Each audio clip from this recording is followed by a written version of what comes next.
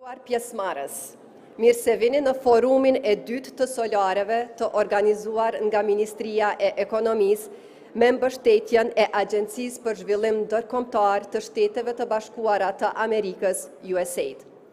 Ky forum padyshim që shënon një ngjarje shumë të rëndësishme për sektorin e energjisë në Kosovë, marr parasysh qëllimin për të nxjerrë në pah zhvillimet e rëndësishme të politikave, por gjithashtu edhe mundësitë e investimeve të prosumatorëve, të atyre në shkallë të vogël për vetë konsum, si dhe iniciativat për zhvillimin e projekteve të mëdha solare në Kosovë. Në mënyrë që të kuptojmë dhe trajtojmë çështjet që ndërlidhen me zhvillimin e projekteve solare në Kosovë, sot pritet të trajtohen tema të shumta nga ekspertët më eminent të kësaj fushë. Edhe një herë, duke ju falenderuar dhe dëshiruar mirëseardhje në forumin e organizuar gjatë ditës së sotme, ftoj për një fjalë rasti zonjën Artane Rizvanolli, Ministre e Ekonomisë, duke vazhduar më tutje me zotri Edmond Shyti, specialist i menaxhimit të projekteve të energjisë nga USAID.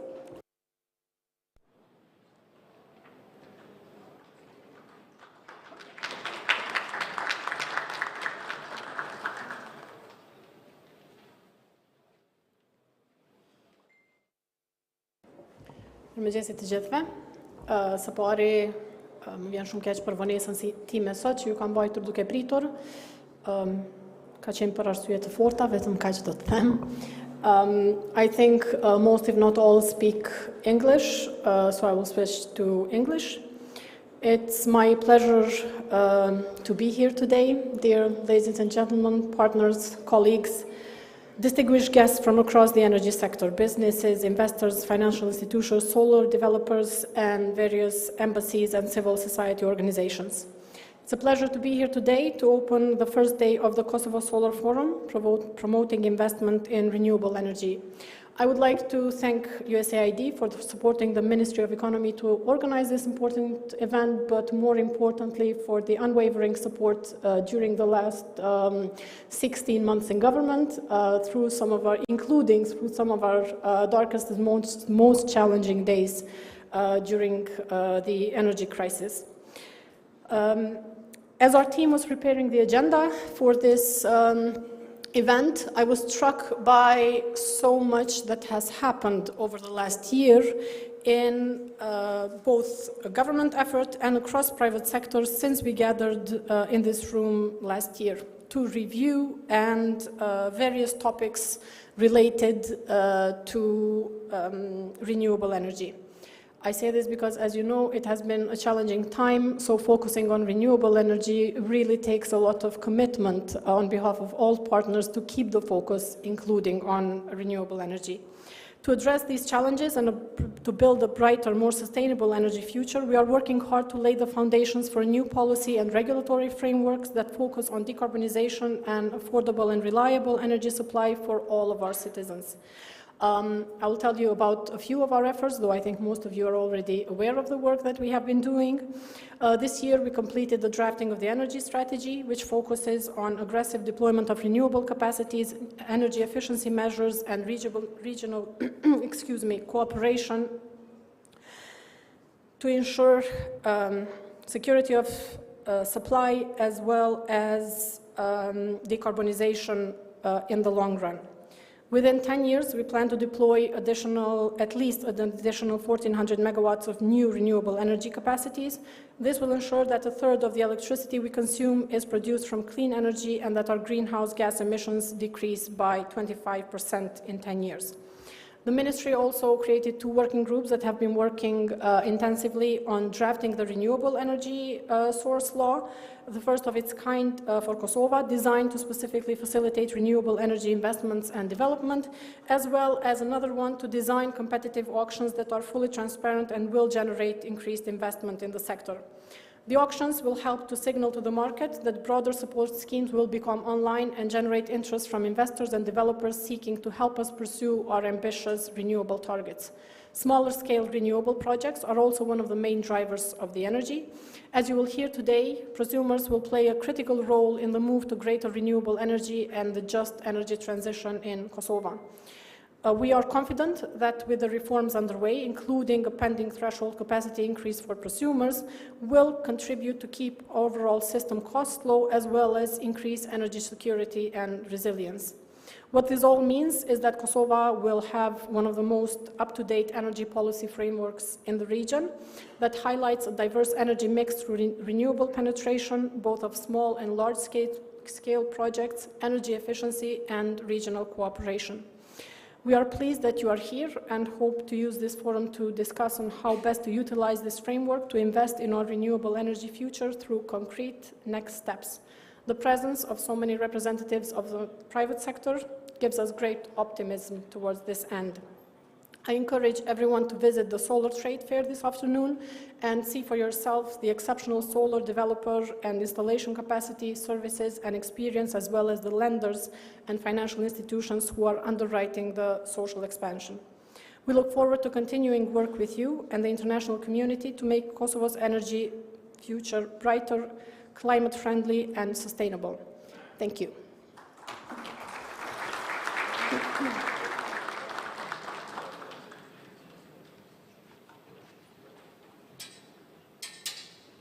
Ftojmë zotëri Shytin nga USAID për një fjalë rasti.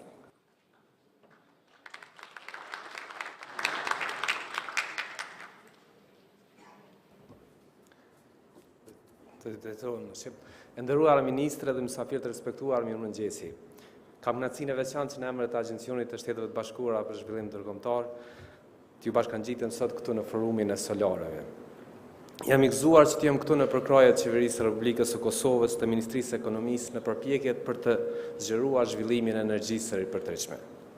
Siç e dini shumë nga ju, avancimet teknologjike vazhdojnë të ulin çmimet e energjisë së ripërtërishme, duke bërë energjinë solare çdo ditë më konkurruese. Energjia solare me kosto të ulët ka potencial që ta zhvillojë ekonominë, të fuqizojë sigurinë energjetike, të zbusë ndikimet negative të ndryshimeve klimatike, si dhe të krijojë vende të reja të punës. Dita e parë e forumit, duke u bazuar në iniciativat e shumta të ministrisë, të cilat edhe i përmendi ministrja, për të promovuar agjendën e gjelbërt, na ofron një platformë nëpërmes së cilës mund të shtojmë rolin e gjeneratorëve të vegjël dhe konsumatorëve. Zhvillimi i gjeneratorëve të vegjël solar në veçanti mund të ketë një ndikim enorm. Mund të shtojë mundësi për investime kapitale dhe të ofroj burim me kosto të ulët të rrymës elektrike si për konsumator, po ashtu edhe për biznise. Po ashtu, çdo ditë më tepër mund të luajë një rol të rëndësishëm në sigurimin e furnizimit afatgjatë dhe të qëndrueshëm me energji në Kosovë.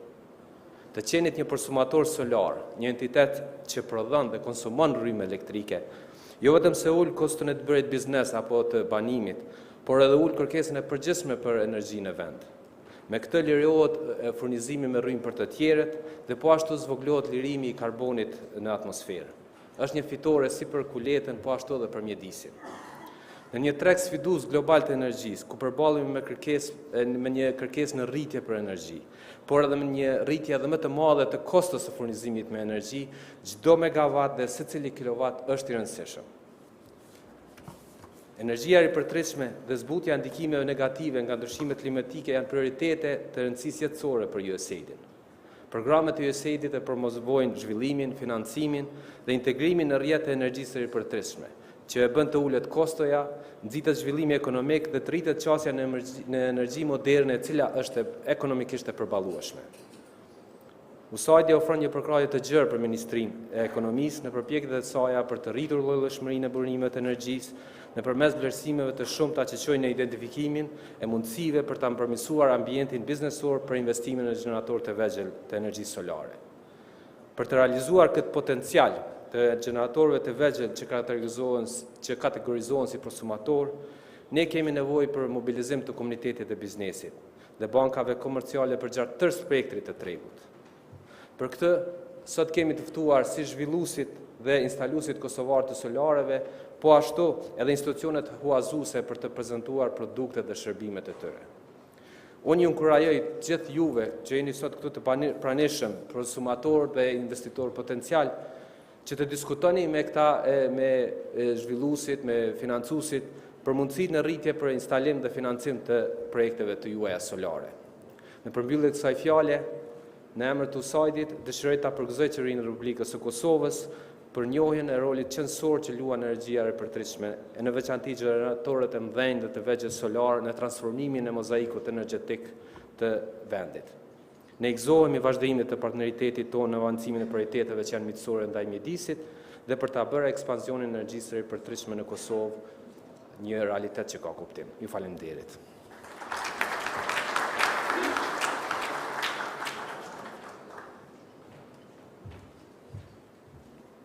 Faleminderit zonja ministre, faleminderit zotri Shyti. Investimi në projekte të reja në fushën e burimeve të ripërtritshme të energjisë pritet të sjellë përfitime të shumta për vendin tonë, në aspektin e rritjes së sigurisë së furnizimit me energji elektrike, përballueshmërisë së çmimeve, promovimit të konkurrencës dhe shumë të tjera. Për të mësuar më shumë rreth kësaj, rreth investimeve dhe zhvillimit të tregut të energjisë solare fotovoltaike në Kosovë, ftoj zotri Brian McCarter, këshilltar për komunikim strategjik. Zotri Brian, skena për ju.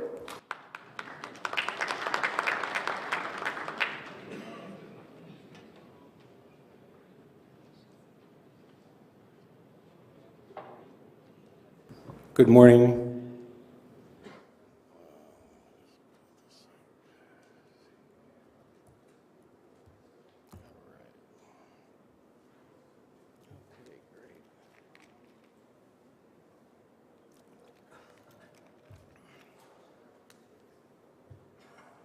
Thank you very much for the kind introduction. It is a pleasure to be here today to talk a little bit about the USAID Kosovo Energy Security and Supply Activity, commonly known as KES. I'd like to just take you through a little bit of what our USAID project is all about, and then highlight some of the achievements and opportunities that we've found in the last year working in small-scale solar and promoting the prosumer agenda. So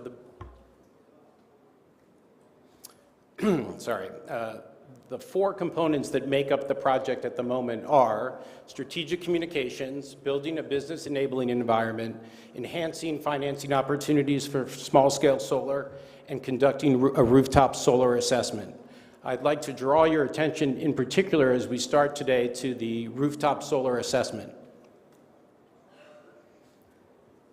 To set the stage, I'd like to play a short video that we produced about the solar assessment using drones and spatial analysis.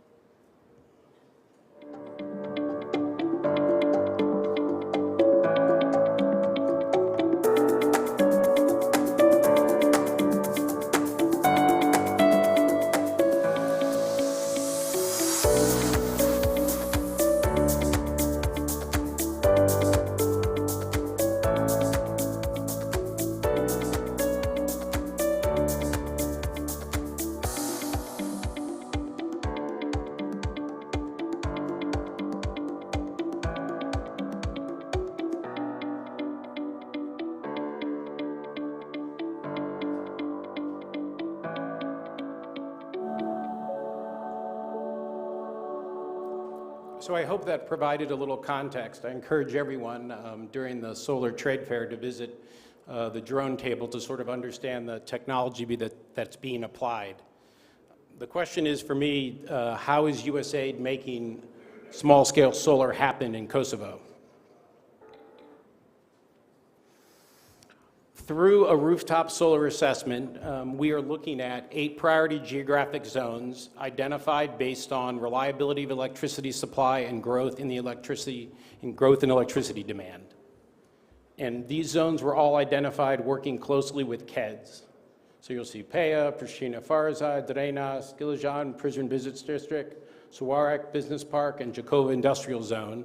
We're also working closely with a small village community that's looking to do community solar, who will be speaking in session 4 today. I think they offer sort of an interesting case study and an opportunity of possibilities for the future. As you saw, we are identifying rooftop solar opportunities, and sort of how do we go about doing this? Using drones and We gather data and do spatial analysis and create a heat map. The map determines how much electricity a given solar rooftop can create. And if you'll see here, you've got Prizren, and you'll see sort of color coding in orange based on how much potential solar power each rooftop has. For me personally, I think this is fantastic technology, and it's such a novel way to go about promoting the development of small-scale solar and to increase prosumers in Kosovo. The next step in the process is from the heat map is a 3D model is created using dense point cloud technology. As you can see on the left, you can see the dense point cloud, and then you can see on the right where the rooftop solar is projected. This happens to be the Peja Brewery, a very large facility which offers great capacity. Once the projections, the heat map and the 3D mapping is done, a feasibility study of the solar PV system is performed. An array of sensitivity analysis linked to potential market conditions like electricity prices, installation costs, banking interest rates, and other factors are considered. The potential solar customer is then presented with compelling market analysis whereby they can make an informed decision whether they would like to pursue rooftop solar. It's sort of packaged and presented to them, and it's again a way to facilitate access and to increase the understanding of the potential role of small-scale solar. If we look at this on the macro level, what are we doing? Well, by doing these rooftop solar assessments, there's sort of a big demonstration that's occurring that we think is really important. We're sort of circulating and marketing the notion of how accessible solar is, how cost-effective and reliable solar can be, the potential return on investment from solar installation, how easy solar can be to install, and lastly, that there's great potential and growing potential for financing solar.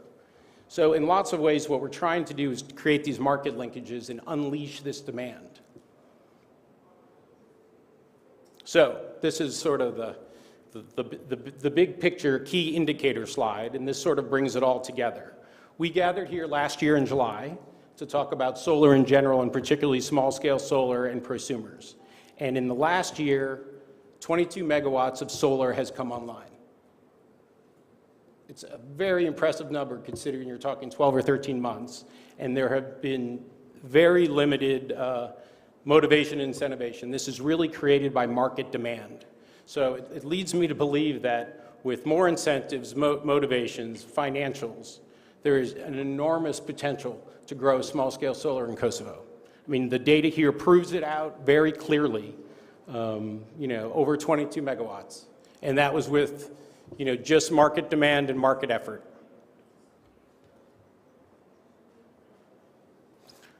So I'm going to move on to the second part of our project, because going hand in hand with the solar assessment is our finance component. Financing of small solar and building a lending pipeline does not happen by chance. USAID is supporting the development of a financial model to analyze the impact of prosumers, to develop innovative financing support mechanisms. It's developing an economic model to analyze the economic benefits and costs to provide financial support to prosumers. It's working with commercial banks and the Kosovo Banking Association to develop preferential lending programs for prosumers. And lastly, it's coordinating with KCGF to develop a prosumer-oriented financing product to support the commercial banks. So on one level, you've got rooftop solar and packaging up potential prosumers. And then on another level, you've got how do we explore financial mechanisms that could support the expansion of small-scale solar. In lots of ways they go hand in hand. You'll hear in session 3 today more about this from my colleague Anand on the project, as well as KCGF and ProCredit Bank, who will explore these issues a little further. Now, we move on to the area that I work in most, and it's the focus on strategic communications. This is sort of the area of the project that I specialize in, and our goal really is to promote investment and expansion of solar, small and large scale. And so we create digital products and social media to market the solar opportunity. We let investors and developers know about the renewable energy business and that Kosovo is open for business.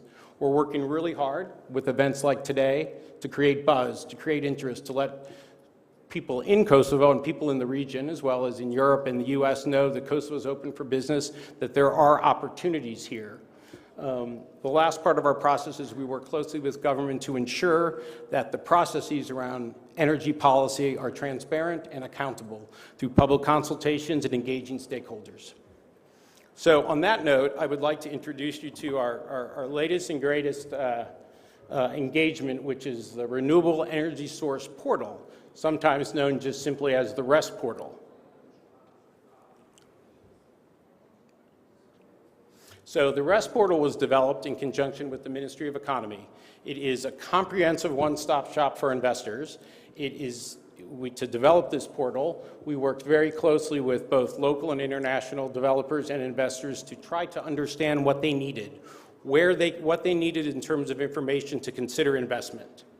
It provides targeted, up-to-date information on projects, law, legislation, policy, as well as any regulation changes that are going to occur. And so my colleague Vitan, if you can just come back down. So this is the actual portal itself. We hope to go live in August, but as you'll see, all of our targets that we talked about in the opening are here. And if you scroll down a little, Vitan, you'll see this is last year's forum promotionally. You'll see as you come down all the information you can access, so priorities, advantages, business climate incentives, the workforce in Kosovo. A little further, how to do business. This A to Z guide is excellent. It really shows you how to start your REST business from a regulatory and legal standpoint. Various banks, local developers to access, who you will see at the trade fair, as well as partners across various business associations. So we're very excited about the portal. I think the portal sends the message that Kosovo is open for business, that you're ready, and that we want investment.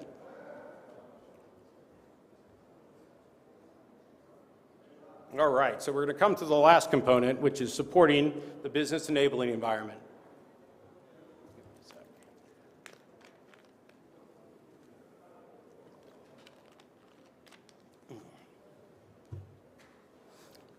Through USAID, the project is supporting technical support in drafting the adoption of renewable energy source law, which will be critical, again, to attract investment, support to the ERO in developing regulation related to prosumers, and engaging with municipalities in Kosovo to harmonize the issuance of consent and permitting process relevant to prosumers, as well as working with KEDS to standardize and simplify minimum technical conditions for switching from consumer to prosumer status.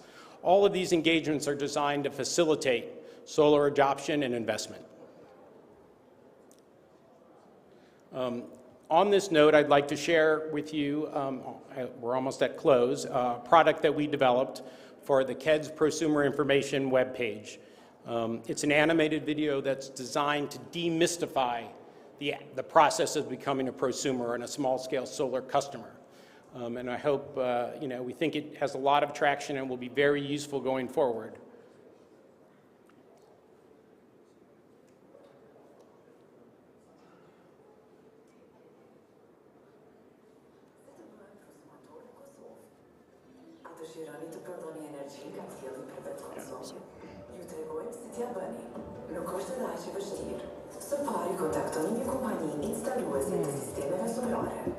Instaluje-se do të bëjë vlerësim, si dhe do të kalkulojë kthimin e investimit sipas skemas mbështetëse të prosumatorit.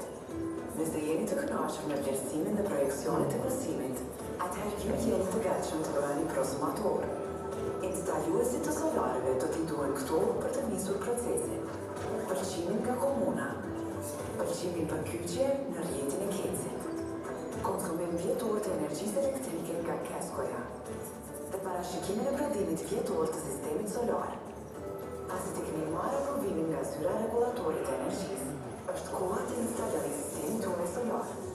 Instaluesi me autorizimin tuaj kërkon nga KEDS-i ta konfirmojë edhe një herë projektin.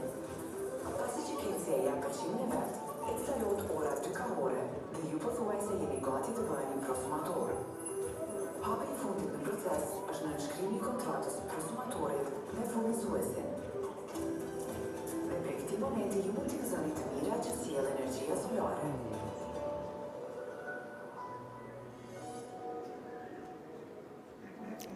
So I'd just like to close with one last point, if I can.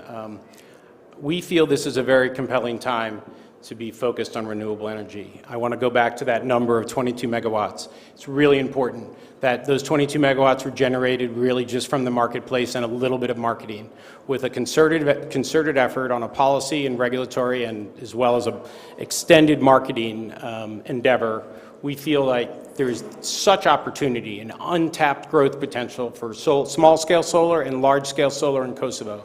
I think if we can stay the course, and be committed, we will have a very decarbonized, sustainable energy future. Thank you.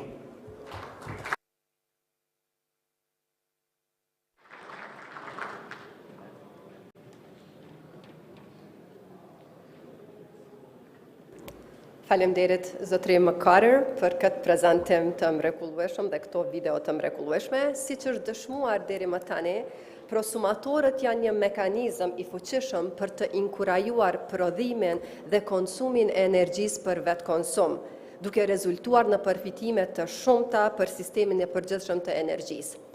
Promovimi I prosumatorëve në të ardhmen konsiderohet një element kyç drejt rritjes së prodhimit të energjisë nga burimet e ripërtreshme.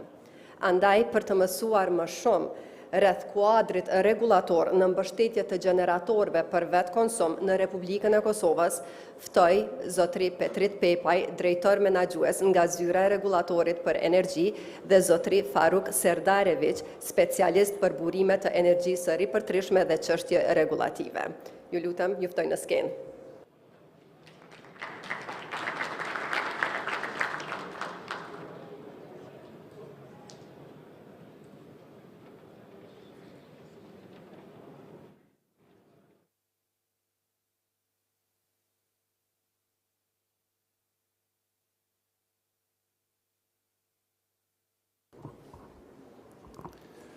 Mirëmëngjesi gjithëve.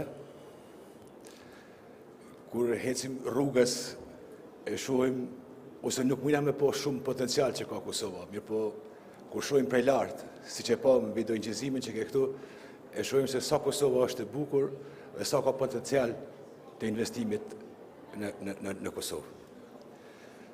Është lajm I mirë që zyra rregullatorit për energji ka filluar të draftoj rregullën e skemës së re mbështetëse, e cila do të mbështes konsumatorët, që unë ju them konsumatorët veçgenerues, shpesh e përdorim edhe shprehjen prosumer, po unë ju them konsumatorë veçgenerues për shkak se janë konsumatorë dhe gjenerojnë energji elektrike. Ky term në vendin tonë ka filluar ose ky mekanizëm ka filluar të zbatohet në vitin 2017. Sigurisht ishte një çështje e re që Kosova donte ta promovonte investimin në burimet e ripërteshme e përkatësisht në konsumatorët vetë gjenerues. Duke I pa njohura që I kishim në atë kohë, zyra rregullatorit për energji në këtë skemë fillimisht vendosi një prag, I cili prag ishte vlerësuar të jetë 100 kW. Edhe pse ishte pothuajse pragu më I lartë në shtetet e Ballkanit Perëndimor. Dhe vendosi një kufizim të nivelit të tensionit që ishte 0,4 GW. Kjo bë me qëllim që të promovoj investimin e paneleve solare në kulmet e shtëpive dhe të bizneseve të vogla. Qëllimi ishte që testohet tregu dhe testohet potenciali I konsumatorëve të cilët mund të vendosin panele solare për shfrytëzimin e energjisë elektrike që të ku do të konsumonin, po edhe të gjeneron edhe të injektonin energji elektrike në rrjet. Me kalimin e viteve, u pa kërkesë edhe për konsumatorëve të cilët ishin të kyçur edhe në nivelin e tensionit mesëm. Konsumatorët që janë në 35 dhe 10 kW që është, mund me konsideru që është industria. Mirë po, pragu I vendosin në 100 kW dhe niveli tensionit kyçës e pa mundësonin që këta konsumatorë të investonin në panelet solare në kulmet e ndërtesave ku ata I kishin. Mirë po, pavarësisht gjithave, edhe sfidave që I kemi pas mi fillim, sukseset nuk janë të vogla që janë arrit deri tash. Fal punës dhe përkushtimit edhe të operatorit të sistemit shpërndarjes, edhe të zhvilluesve të sistemeve voltaike, po edhe interesimit të konsumatorëve. Deri më sot, kur po flasim, janë mbi 142 autorizime, të cilat janë dhënë për ndërtimin e paneleve solare në kulmet e shtëpive, dhe diku me kapacitet total operim janë diku mbi 5 MW. Do të thonë, kjo është skema ekzistuese e netomatjes, të cilën e kemi pas funksion deri edhe është funksional ende, po mirë po ka shqyrtohet që kjo skemë të kalohet prej skemës netomatje në neto fatorim. Në rrethonat dhe zhvillimet aktuale, është detyra e regulatorit që të zhvillojë mekanizma të duhur regulativ që të mbrojnë interesat e konsumatorëve, të nxisin konkurrencën dhe të mbështesin teknologjinë e pastër dhe në fund të fundit të siguroj furnizim me energji elektrike nga të gjitha fushat. Duke pasur parasysh këto objektiva dhe duke marrë parasysh aktivitetet aktuale në sektorin e energjisë, zyra regulatorit për energji është duke punuar një skemë të re të mbështetjes për burimet të ripërtërshme të energjisë në teknologjinë e konsumatorëve vetë konsumues. Pse Kosova ka nevojë të kalojë nga skema e netomatjes në neto fatorim? Skema faturimit neto ofron një qasje më të drejtë në krahasim me matje neto. Është dukshëm me bazuar në treg, gjerësisht e pranuar edhe nga furnizuesit. Ajo promovon fleksibilitet nga ana e kërkesës dhe jep sinjale të qarta të çmimeve dhe nxitje tjera dhe shihet si opsioni më i favorshëm për heqjen graduale të matjes neto dhe për zhvillim të mëtej të tregut të energjisë elektrike. Nisur nga këto fakte, skema e faturimit neto është një mekanizëm mbështetës i pranuar dhe pritet të funksionojë sipas parimeve që do t'i them tashmë poshtë. Mirëpo, para se me hinë parime, unë vetëm dua të theksoj që draft e rregullat të cilën unë po e prezantoj sot është draft dhe është vetëm në nivelin e ekspertëve. Dhe ende nuk e ka kaluar miratimin apo dhënien e lejes së bordit të zyrës së regulatorit energjisë për me dalë për diskutim publik dhe mund pritet që disa çështje që unë i theksoj këtu të ketë ndryshime gjatë kohës kur do të fillojë edhe konsultimi publik. Skema matjes është edhe si skema neto matjes dhe si skema faturimit për çdo konsumator i rregullt, pra mund të bëhet konsumator më gjenerus. Duke pasur kapacitetin, duke pasur parasysh se kapaciteti i tij i kyçes duhet të jetë me kapacitetin e barabartë me cena i kërkon të kyçet në rrjetin elektrik si konsumator. Dhe nuk e kalon pragun të cilën e vendos zyra rregullatorit për energji dhe duhet në fund të jetë i autorizuar nga zërreja. Duke pasur nevojën e vazhdueshme për të mbajtur dhe rritur sigurinë e furnizimit dhe duke përfshirë zvoglimin e varësisë nga importi i energjisë elektrike, veçanërisht në kushtet aktuale ekstreme të rritjes së energjisë me shumicë në tregun evropian, është një rëndësi të madhe që sistemi elektroenergjetik i Kosovës të rrisë sa më shumë prodhimin vendor të energjisë elektrike. Në këtë drejtim, integrimi i konsumatorëve vetë prodhues të energjisë dhe opsioni më i shpejt i disponueshëm për momentin dhe rrethonat, i cili paralelisht supozon se pjesa dominuese të efektit pozitiv ekonomik e mbajnë familjet kosovare dhe konsumatorët komercial. Bazuar në këto, si dhe duke analizuar dëshmitë shumë vjeçare të ndikimit të përgjithshëm të konsumatorëve të prodhues në operimin e rrjetit të shpërndarjes në Kosovë, si dhe duke marrë parasysh përvojat e sistemeve të krahasueshme me vendet fqinje dhe zhvillimin e tyre, zërreja do të vendosë për kufirin e sipërm për një kapacitet të instaluar për konsumatorët vetë prodhues, i cili mund të akomodohet në mënyrë të sigurt në rrethonat që mbizotrojnë në sektorin e energjisë. Do të thotë aktualisht kufirin e kemi 100 kWh dhe pritet që ky kufi të mund të rritet.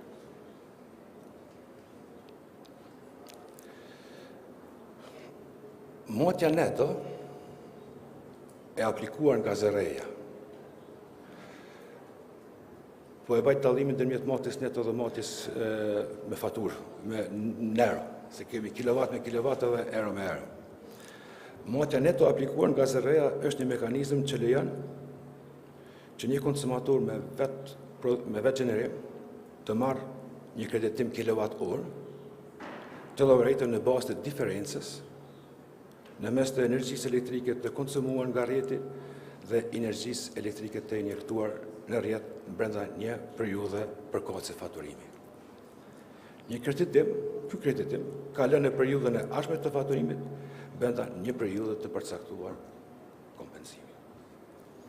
Në anën tjetër, skema neto e faturimit, fatura e lëshuar nga furnizuesi, llogaritet si diferencë e vlerës së energjisë të konsumuar dhe vlerës së energjisë elektrike të injektuar. Në këtë rast, energjia elektrike e injektuar gjatë periudhës së faturimit kreditohet në njësi monetare. Ky është dallimi ndërmjet skemës që kemi pas me skemen aktuale që kemi për periudhën e ardhshme.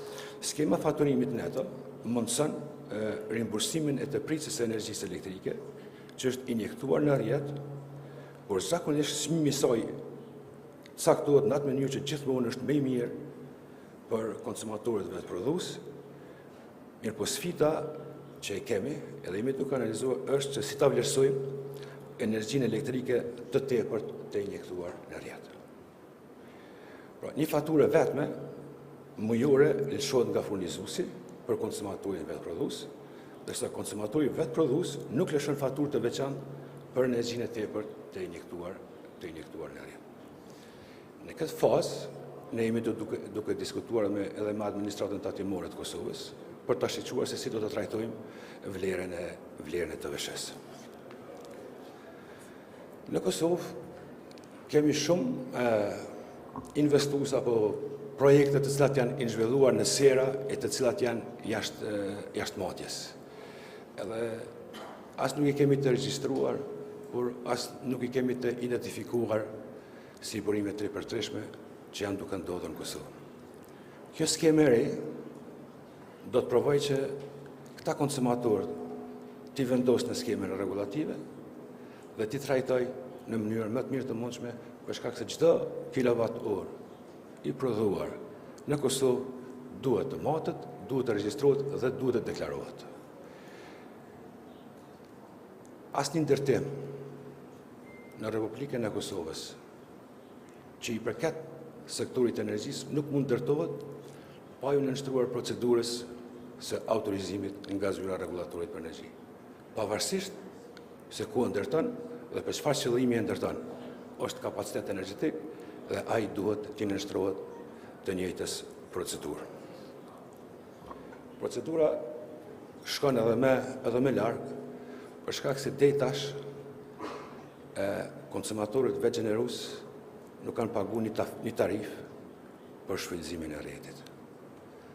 Do thotë, konsumatorë tjerë që nuk janë konsumatorë vetë prodhues e kanë paguar këtë tarif.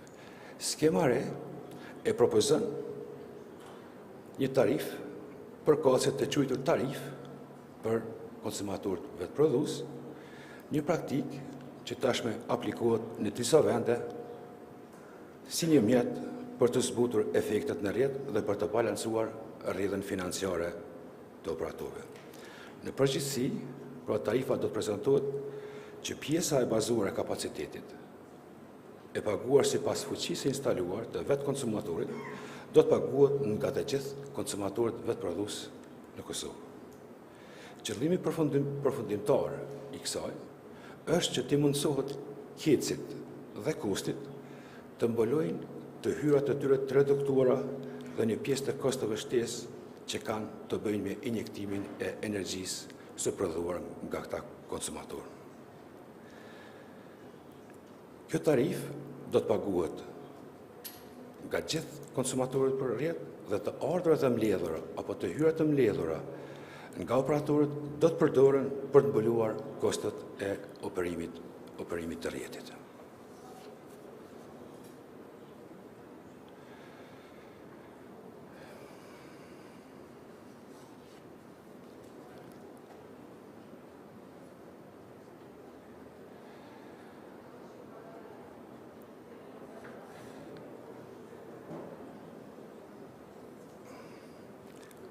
Transicioni për një të ardhme pa karbon ka krijuar në mënyrë të natyrshme një rol të ri për qytetarët. Nga të qenit konsumator pasiv i energjisë në atë aktiv. Ose siç njihet tashmë gjithsesi konsumatorët vetë prodhues të energjisë elektrike. Koncepti i konsumatorëve që veprojnë bashkarisht, ne kemi fjalën për ndërtesat kolektive, i cili është një nga 3 konceptet e hartuara për konsumatorët vetë prodhues kolektiv, të bazuar në legjislacionin evropian. Në përgjithësi, të gjithë llojet e konsumatorëve vetë prodhues kanë nevojë për një kornizë ligjore dhe rregullatore specifike për të adresuar të gjitha çështjet përkatëse.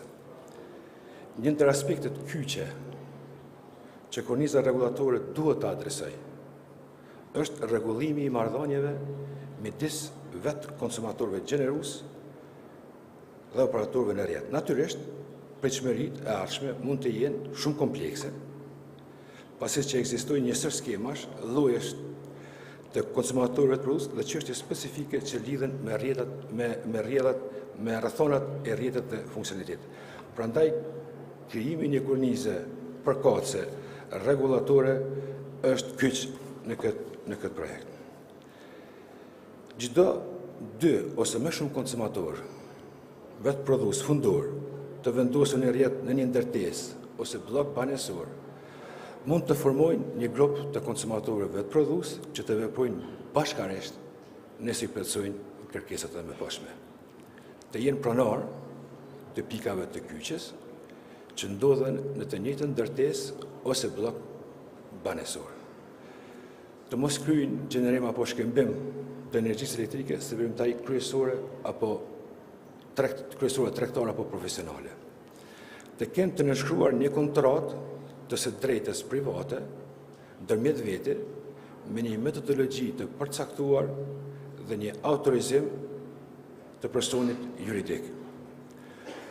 Përfaqësuesi apo menaxhimi i autorizimit të gjitha subjekteve që përmbajnë konsumatorët vetë prodhues të burimit të ripëtishme që veprojnë bashkërisht dhe për të kërkuar dhe për të marrë përfitimet e ofruara nga skema mbështetëse. Kapaciteti instaluar i konsumatorëve ose i grupit të konsumatorëve që veprojnë bashkërisht nuk mund të jetë më i madh se shuma totale e kapacitetit të tyre. Duke marrë parasysh që ka shumë specifika kjo çështje dhe kompleksitetin teknik të kyçes së këtyre konsumatorëve, do të kërkohet një analizë më detajuar nga operatori i sistemit shpërndarjes për këta konsumatorë dhe trajtimin e këtyre grupit të konsumatorëve.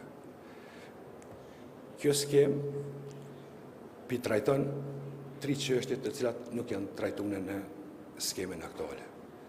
Po i trajton grupin e konsumatorëve të cilët dëshirojnë të bëhen konsumator vetë prodhues, po trajton tarifen për shfrytëzimin e rrjeteve dhe po trajton konsumatorët të cilët kanë panele solare dhe prodhojnë energji prej paneleve solare, mirë po nuk janë të regjistruar. Kjo është përparësia e cila ka kjo skemë në cilën jemi duke e punuar. Besoj se me këtë skemë, edhe pse mund paraqiten ndërkohë ose gjatë kalimit të kohës problemet të caktuara, ashtu siç i kemi eliminuar barrierat apo problemet që kemi pas deri tash me skemën e kaluar, besoj që do të arrijë dhe do të jepet mundësi gjithë konsumatorëve të kyçur edhe në nivelin 35 edhe 10 të kenë mundësi të përfitojnë nga skema mbështetëse përmes instalimit të paneleve solare në objektet e tyre. Çdo kilovat i prodhuar në vend do të na redukton varësinë nga importi i energjisë elektrike. Çdo prodhim i prodhuar në vend do të jetë 5 fish ose 10 fish më i lirë se sa një energji të cilën e marrim në tregun evropian. Duke i kontribuar kësaj, i kontribuojmë zhvillimit ekonomik, i kontribuojmë zvogëlimit të konsumit të energjisë elektrike, i sigurojmë dhe i ruajmë asetet tona dhe çdo kost të shtesë që na duhet për të blerë import të energjisë elektrike ta kthejmë në investim në rrjetet e transmetimit të shpërndarjes dhe ta përgatisim rrjetin e sistemit të transmetimit dhe rrjetin e sistemit shpërndarjes për investime edhe më të mëdha në Kosovë, që të kemi një të ardhme të sigurt sa i përket mirëqenies, ekonomisë dhe prosperitetit të këtë vend. Faleminderit.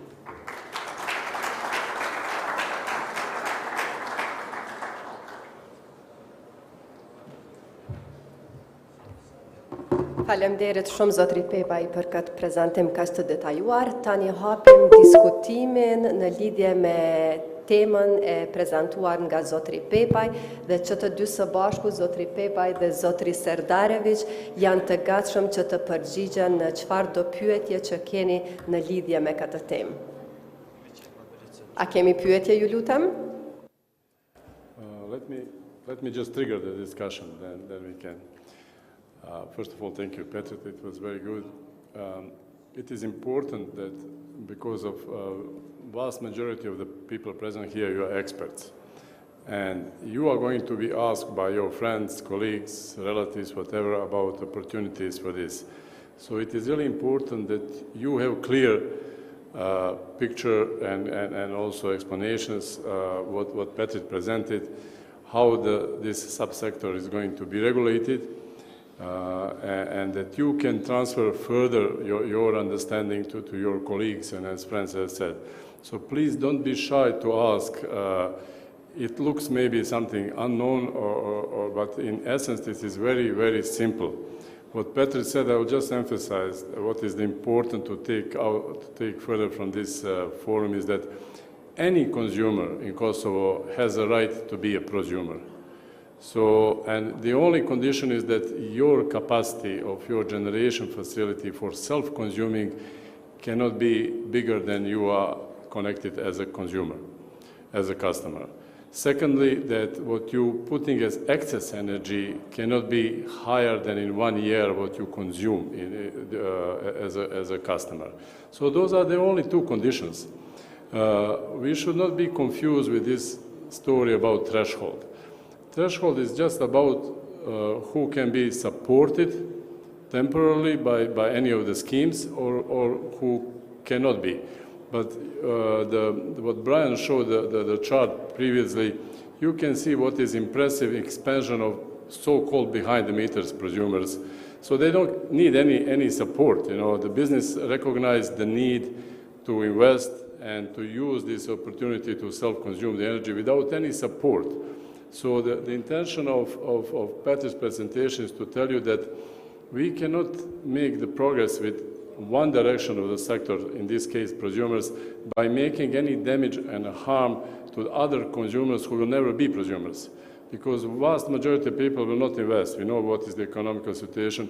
So we cannot make, promotion of investments in prosumers by making financial negative impact on customers. But to finish affirmatively and to trigger your discussion, this is all manageable.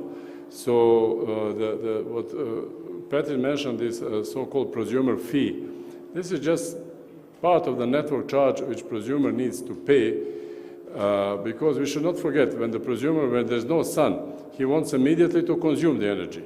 So that there is a fixed part of the CAT's revenue which needs to be covered by prosumer, because otherwise that part is paid by other consumers, because you know that the fixed part of the DSO is paid by the energy which is withdrawn.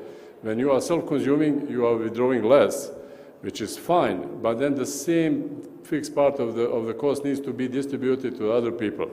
So the prosumer needs to participate in an amount which is, this is a relatively small amount of the bill, which will cover that missing part of the fixed part of the cost. In this case, a regulator, which is main role to take care about all customers in Kosovo, has a very fair situation that nobody is paying for somebody. So this is what is intention to achieve.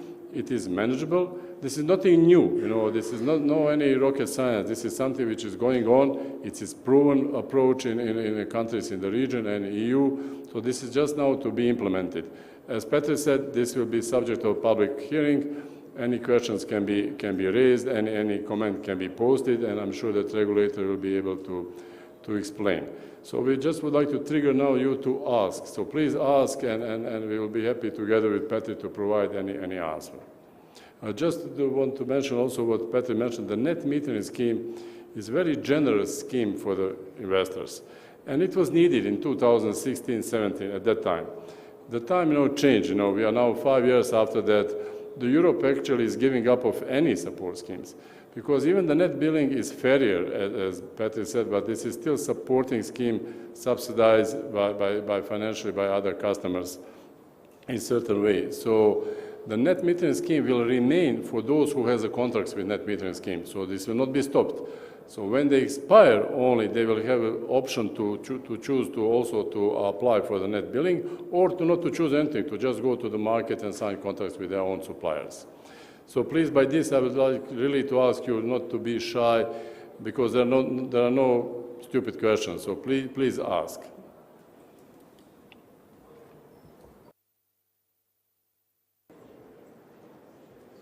Ju lutem, a keni pyetje në lidhje me prezantimin dhe çështjet e diskutuara nga zotri Serdarević? Presim pyetjet nga ana juaj.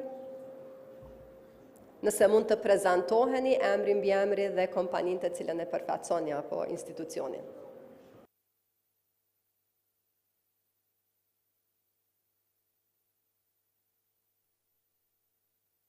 Isha profesor në Fakultetin Inxhinierisë Mekanike në Prishtinë. Unë falenderoj prezentuesin e zyrës së regulatorit Kosovës, I cili dha ide të reja lidhje me prodhimin ose vetë gjenerimin e energjisë. Kisha një pyetje, keni bona I hulumtim sa fuqi është e mundur të instalohet në Republikën tonë për vetë gjenerim. Dhe në qoftë se është ajo vlerë ose do të hulumtohet, mos do të rrezikohet qëndrueshmëria e energjisë ose sidomos gjatë sezonit dimrit. Republika jonë ka probleme madhore për shfrytëzimin e energjisë elektrike gjatë dimrit. Sa është e mundur që unë jam I bindur që një pjesë të energjisë e plotëson edhe gjatë dimrit sistemet fotovoltaike. Mirë po, si do të realizohet mbulueshmëria momentin kur e dim që Kosovë shumë shfrytëzohet energjia elektrike për ngrohje. Ju faleminderit. Faleminderit shumë për pyetjen. Ne kemi bërë studime edhe kemi bërë analiza të kapacitetit transmetues po edhe shpërndash në Republikën e Kosovës. Janë zonat të caktuara ku mund të investohet në panelet, në çatia apo në objektet. Po në asnjë rrethon nuk mund të lejohet që të vendoset një panel solar e cila do të rrezikonte sistemin elektroenergjetik apo edhe sigurinë e kualitetit të tensionit të konsumatorëve. Për këtë qëllim ne kemi shku dhe kemi fillu nga 2017 kemi shku të e testu. Jemi shku të e testu sistemin elektroenergjetik se sa kapacitet marrje dhe dhënie mundet me transformue, mundet me injektu sistemin elektroenergjetik Kosovës. Dhe pra atë arsye dhe kemi vendosur edhe pragun e kemi vendosur edhe nivelin e kyçes. Kanë kalu shumë vite prej asaj kohë dhe I kemi dikun mbi 5 MW që janë në operim aktualisht. Rrjeti çdo vjet e më tepër po zhvillohet, po investohet dhe po bëhet I gatshëm por me prit dhe me injektu edhe burime të reja dhe kapacitet të reja gjeneruese. Na do të jemi të kujdesshëm në vendosjen e pragut, kur do të mirret vendimi, do të shihet se sa konsumatorë apo sa do të jetë mundësia këtyre konsumatorëve të përfitojnë me pragun që vendoset dhe në asnjë rrethon nuk do të lejohet apo nuk do të mendohet që stabiliteti apo siguria stabilimenteve elektroenergjetike të rrezikohet. Gjatë dimrit kemi nevojë shumë të madhe për energji elektrike, sidomos për ngrohje. Përpos qytetit Prishtinës, nuk kemi ngrohje në një qytet tjetër të Kosovës dhe energjia elektrike po përdoret shumë për ngrohje, që e ka rritë edhe konsumin e energjisë elektrike në krahasim me vitet kaluara në mënyrë shumë drastike. Kjo rritje e konsumit ka rrezikuar edhe sigurinë e stabilimenteve elektroenergjetike. Jeni dëshmitar të dhëturit vitit kaluar ku ka pas prishje shumë dhoja në kohën e pikut. Çdo investim në panele solare e redukon faturën e konsumatorit. I jep mundësi që energjinë të cilën nuk e konsumon me injektu në rrjet, dhe atë energjinë e këton rrjet të furnizuesi. Skema re lejon që kjo energji të blihet dhe qitet edhe diku tjetër. Do thotë, këto janë ato përfitimet që mund ndodhen për kësaj skeme, po se sa do të jetë mundësia e injektimit të energjisë nga vetë konsumi, nuk do të jetë edhe shumë e madhe për shkak se do të ketë edhe bërime tjera që do të kyqen në rrjetin elektroenergjetik, po përpjekjet janë që gjithë konsumatorëve që kanë një njësor, t'ju jepet mundësia që të vendosin panele solare, që të konsumojnë dhe njëtën kohë edhe të prodhojnë energji elektrike. Na mujmë me bo kalkulime dhe analiza, po parafërsisht dihet se sa dhe është potenciali i konsumatorëve me investuar. Po bëhen 5 vjet, i kemi 142 konsumatorë ose 142 autorizime me gjithsej 5 megawatt. Po e lirum, ose po rretëm pragun, atër jepet mundësia konsumatorëve që janë industri, e për cilët ata sigurisht që ato panele solare ata do të konsumojnë për vete dhe shumë pak do të metet apo ndoshta se të metet fare për me vendosë rrjet. Qëllimi i konsumatorëve apo konsumatorëve të prodhues është me prodhu për nevojat veta. Por në kohë të caktuar, nëse i tepron energji kur ai nuk e konsumon me injektu në rrjet, ajo sasi do të jetë e vogël, nuk do të jetë e madhe.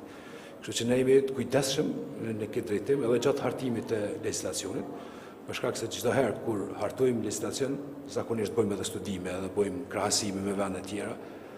Sistemi elektroenergjetik i Kosovës është pothuajse i ngjashëm edhe me vendet e Ballkanit Perëndimor, nuk ka një specifik shumë dallueshme, edhe investimet janë në drejtimin e duhur që mujnë me absorbue kapacitetet reale energjetike. Nëse kesh i qartë, nëse s'ju kanë i qartë, lutem. Let me just support what Peter said, that we should remind ourselves we are talking about self-consumption. This is the main point of this. So we are not talking about producers as they are normal RES producers who are selling and injecting the network. So in normal work of the prosumers and solar panels on the roof, we are talking only about 10% of injected energy of the installed capacity. So the self-consumption means you consume your energy. You are not feeding to the network. What Petri said, only occasionally when you have excess, you feed this for a certain period of time, and then you are going again to use it next month. So the CATS network does not suffer how it would suffer its normal new generators. So really they are just getting the fed energy just for the period of time, and only a small percentage of the capacity which they are self-consuming. There should not be discrimination of the rights of the consumers to become prosumers. So it means CATS, of course, they have certain constraints, they have certain technical limitations, but CATS, being a regulated business, they need to give a reasonable time when they are going to fix the issues in certain trafos, that they can accept everybody who wants to be a prosumer to be a prosumer. Because, as I said, let's remind ourselves, you cannot have higher capacity as a self-consumer generator than you are already as a customer. So the network is already designed only in different direction to deal with that amount of energy. So it cannot be simultaneously in both directions. So yes, of course, this is not market with tomatoes or potatoes, with all of my respect. This is electricity market with certain, of course, conditions, requirements, technical and financial, which needs to be respected. But as I said again, this is all manageable, and CATS is really in position to manage technically all further requirements.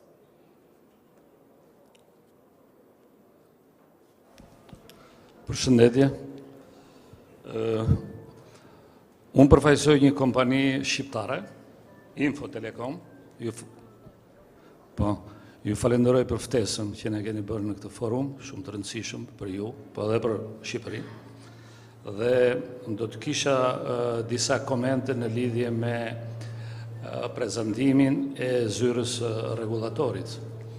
Natyrisht, kompania që unë përfaqësoj në Shqipëri është një kompani në fushën telekomunikacionit dhe energjisë, jo vetëm wholesale energji, po edhe energji të rinovueshme, dhe ka marrë një licencë 50 MW tashmë në Shqipëri dhe ka në proces një të dytë 50 MW, jo me suportin siç është Voltalia, por me vetë kompaninë dhe bankat, dhe gjithashtu ka instaluar për zyrat e vetë ose për ambientet e veta fotovoltaik në afërsitë Tiranës. Natyrisht nisur nga korniza juaj rregullatore që në 2017 dhe duke parë numrin e vogël të përdoruesve dhe le të themi 5 MW keni gjithsej për 142 përdorues. Kjo është shumë e vogël. Normalisht në Shqipëri nxitja e prodhimit të energjisë së rinovueshme bazohet në një ligj dhe një kuadër rregullator. Por për konsumatorët e vegjël, familjar ose SME-t e vogla, kompanitë e vogla, deri në 500 MW, deri në 500 kW, nuk ka kornizë rregullatore, është e lirë, free. Edhe ju e keni deri në 100 kW. Gjë që e kufizon, fakti, numri vogël që keni tregon se për 5 vjet është shumë e vogël. Korniza rregullatore natyrisht e pengon zhvillimin e instalimeve në këtë fushë. Kështu që në Shqipëri nuk ka kornizë rregullatore 500 kW deri tashti dhe me synimin që deri në fund të vitit të shkojë 1 MW. Pa kornizë rregullatore free. Natyrisht nuk ka net, po ka net në matje, nuk ka net në nivele të tjera dhe komenti tjetër që do të sugjeroja, natyrisht korniza rregullatore, nëse ju do të bëni, duhet të jetë sa më free dhe që të ndihmojë njerëzit, familjet ose konsumatorët e bizneseve të vogla të investojnë në mënyrë të lirë, pa asnjë kufizim, deri në nivelin që ju shkoni. Po 100 kW është shumë e vogël. Shqipëria e ka 500, po shkon 1 MW, kështu që nuk u tha se sa është kufiri maksimum që ju pretendoni apo sugjeroni të shkoni. Dhe tjetra, në lidhje me çmimin e energjisë, ju keni sugjeruar një çmim 0,9 herë sasinë e energjisë herë çmimin e shitjes me pakicë. Në Shqipëri nuk ka një kornizë të tillë, por është sugjeruar që çmimi të jetë funksion ose një formulë e bursës së energjisë. Sot çmimi me pakicë është minimum. Nuk ka asnjë nxitje nëse ne vendosim çmimin me pakicë për tepritsen e shitjes. Në këtë moment që energjia është mall i kushtueshëm. Në bursë ka shkuar 430-440 dje. Çmimi i energjisë. Kështu që nëse mund t'ju ndaloj për arsye se shumë pyetje Jo, komente, vetëm komente, asgjë. Ju faleminderit edhe një herë për ftesën. Faleminderit. Faleminderit shumë edhe për komentet edhe për sugjerimet që na i dhat. Sigurisht që ne i marrim edhe përvojat e Shqipërisë dhe përvojat e vendeve të Ballkanit Perëndimor, por më shumë jemi të fokusuar në përvojat e vendeve evropiane. Për shkak se po ta krahasosh Kosovën në raportin e sekretariatit të komunitetit të energjisë sa i përket zhvillimit të konsumatorëve vetë prodhues, Kosova është lidere në këtë drejtim. Ne e dimë që Republika e Shqipërisë ka vendosur me ligj një prag të generatorëve vetë prodhues në 500 kW, po nuk kemi ndonjë statistikë apo ndonjë dhënë se sa kapacitete janë deri tani në operim, në përputhje me këtë skemë, me sa na kemi njohuri në përputhje me kolegët tanë që kemi në Shqipëri, dhe në entin regulatorë Shqipërisë, po edhe të operatorit sistemit shpërndarjes, ky prag është konsideru që është goxha i lartë për strukturën e rrjetit që e ka Republika e Shqipërisë. Sidoqoftë, te ne, kapaciteti që është 100 kW që ka qenë një prag i vendosur, e konsiderojmë në atë kohë ka qenë ndër pragut më i lartë, po e thuaj se shumë pak vende në Evropë kanë pas prag më të lartë se sa na. Do ka vende që kanë pas 5 kW, 10 kW, 20 kW, ndërsa ne në atë kohë kemi shkuar në 100 kW, domethënë si fazë testuese për me pas se sa mund të rrjeti i Kosovës në kushtet e cilat ka qenë për me injektu energji nga konsumatorët vetë produsë. Me kalimin e kohës ta shihet mundësia, ose shihet edhe aftësia edhe kërkesat që janë të shumta, për me ndërtu në panele solare, dhe ne nuk e kemi vendus ende pragun për ata dhe nuk e përmena se sa do tjetë pragu, për shkak se do t'i nështrohet një konsultimit mbrëmshëm brenda regulatorit, do tjetë një dakurësi e ekspertëve brenda regulatorit, dhe pastaj kur del dokumentin e konsultimin publik, do t'ju jepet mundësi gjithë njerëzve, gjithë palëve të interesit, që ta komentojnë dhe ta përshkruajnë edhe nivelin e pragut se sa do ta vendosim. Sigurisht që do t'jetë prag më i madh se sa që e kemi, po jo në vlera që nuk e absorbon rrjeti, për shkak se jemi punojmë me kujdes, ndoshta kanë njerë edhe na kritikojnë për shkak të vonesave që regulatori bën, po kjo është detyra regulatorit që gjatë hartimit të legislacionit të jetë i kujdesshëm, që trajtoj në mënyrë të barabartë gjithë konsumatorët, ta trajtoj në mënyrë të duhur edhe operatorët e sistemit të transmetimit dhe sistemit shpërndarjes. Për trajtim të barabartë kërkon analizë, kërkon përkushtim, dhe në fund pastaj kur të mirret dakurësi e gjithëve brenda ekspertëve që punojmë këtë drejtim, pastaj ju jepet hapësirë dhe mundësi edhe palëve të interesit. Sidoqoftë, sugjerimet e juaja janë të mirëseardhuna edhe gjatë konsultimit kur regulatori do ta vendosë në konsultim publik. Ne kemi një memorandum mirëkuptimi me enten regulator të Shqipërisë dhe në momentin kur e vendosim konsultimin publik do të kërkojmë edhe prej tyre, për shkak se kemi edhe një reciproke të licencave, që të informoj edhe të licencumët, po edhe të interesumt në Republikën e Shqipërisë në mënyrë që të kontribuojnë që të kemi një kornizë sa më të përshtatshme dhe sa më të mirë për të investuar në këtë drejtim. Faleminderit. Me qenë se kemi një sër pyetjesh, kemi interesim të madh nga audienca, kisha sugjeruar që t'i marrim disa pyetje në mënyrë që të përgjigjeni më pas tek secila. Pra t'i marrim pyetjet një nga një dhe më pas do të përgjigjen. Kam vetëm 2 pyetje shumë të shkurta, pra më do marr një gjë elektrik nga njëta kompani.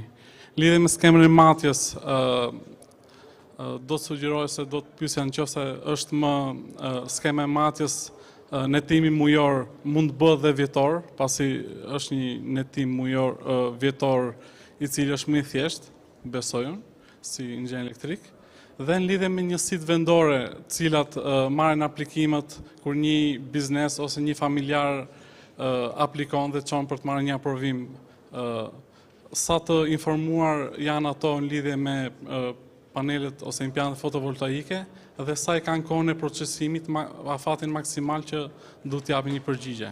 Faleminderit. Faleminderit. Vazhdoj me pyetje tjera, ju lutem, nëse pash, okay. Valdet Zoza prej kompanisë Kapital. Aha, okej. Pyetja ime është se një kërkesë që shqyrtohet zyret regulatorit energjisë për 5 kW, hynë listë bashkë me një kërkesë tjetër e cila është për 1 MW, edhe ndodhë që pritet me vite për me marrë një përgjigje, kur nuk ka qenë zyra regulatorit operacionale.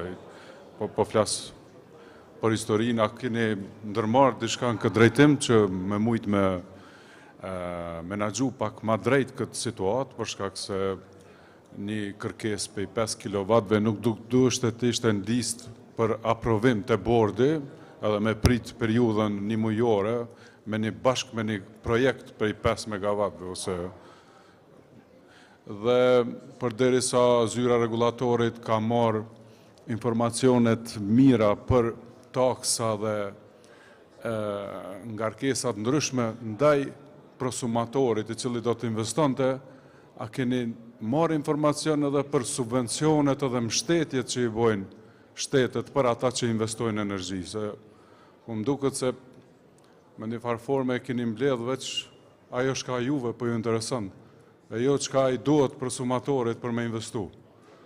Kështu që do të ishte mirë edhe atë pjesë të informacionit me marrë për shteteve, si në Bashkim Evropian, sikur këtu në Ballkan. Faleminderit. Faleminderit. Ju lutem nëse kemi mundësi ta sjellni mikrofonin tek zonja për një pyetje.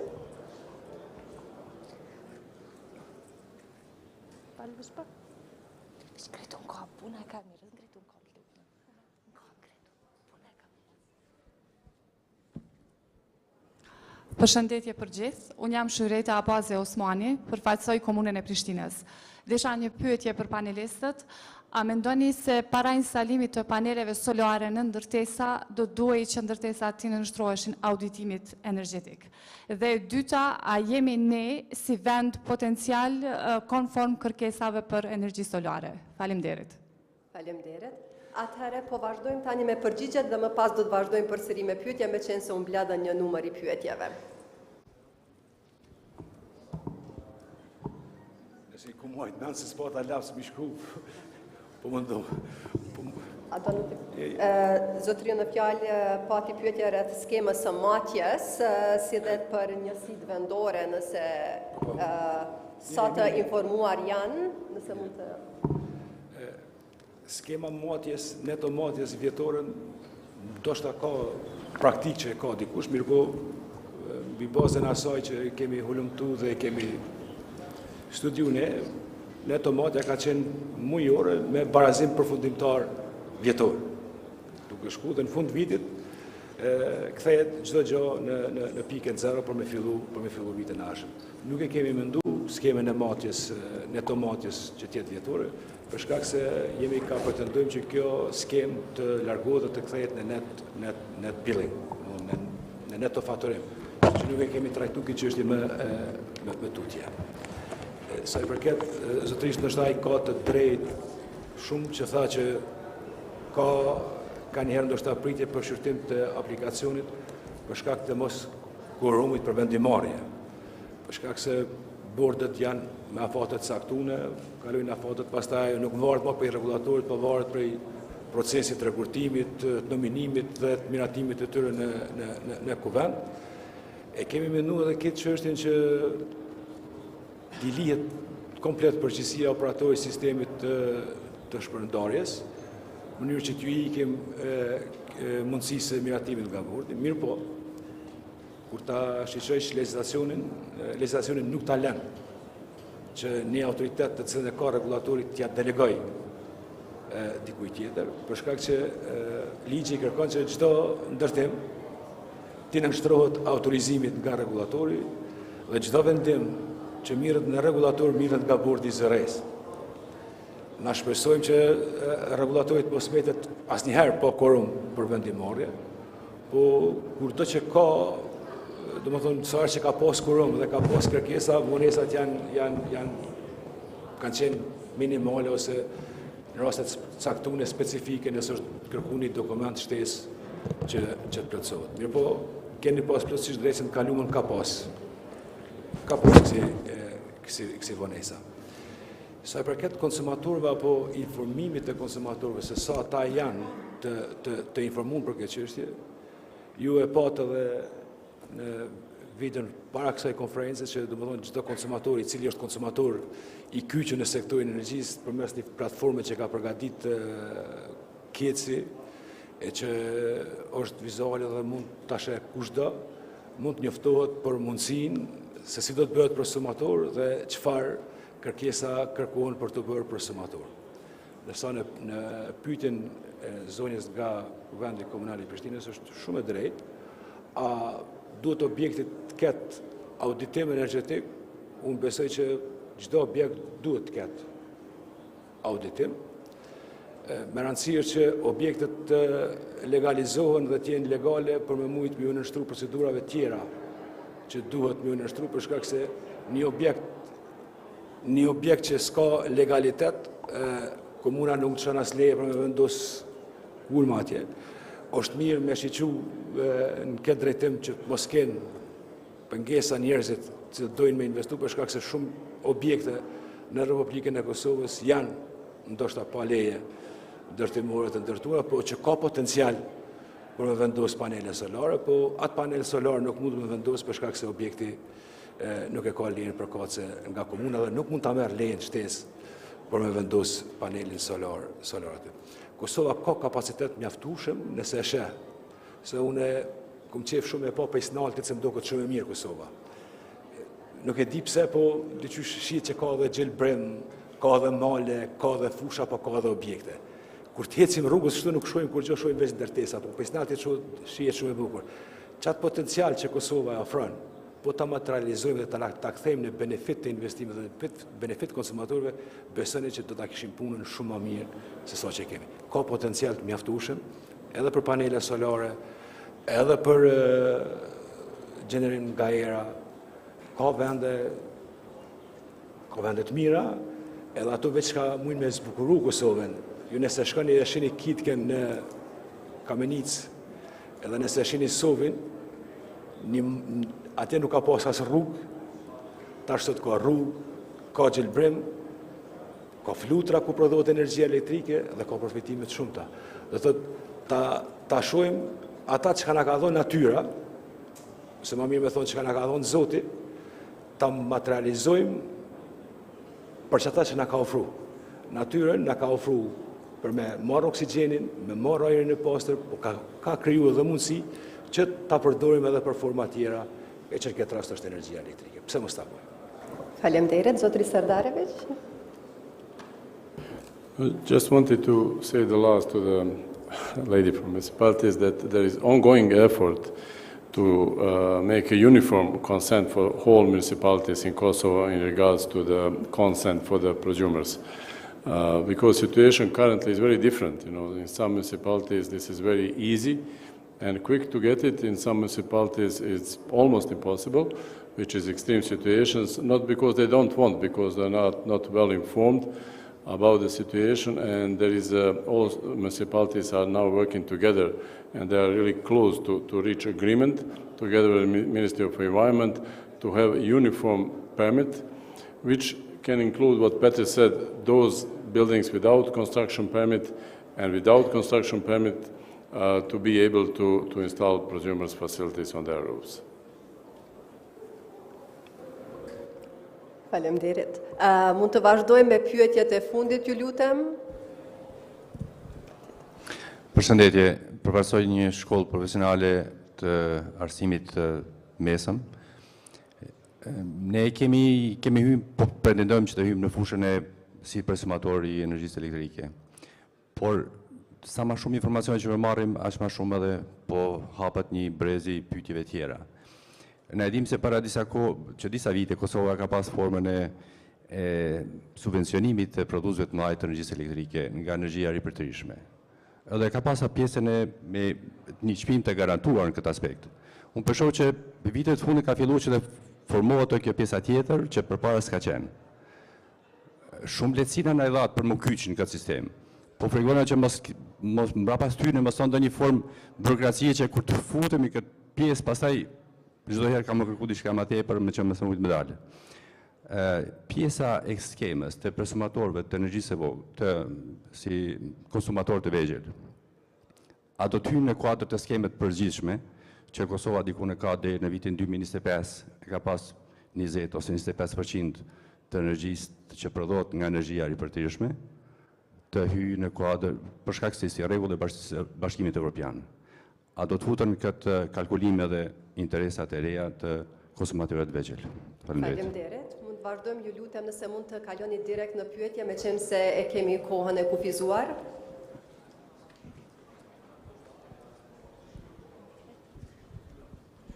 Përshëndetje për gjithë, jam Afrim Prukshi, Komuna Drenosit, në cilësinë e menaxherit komunal për energji.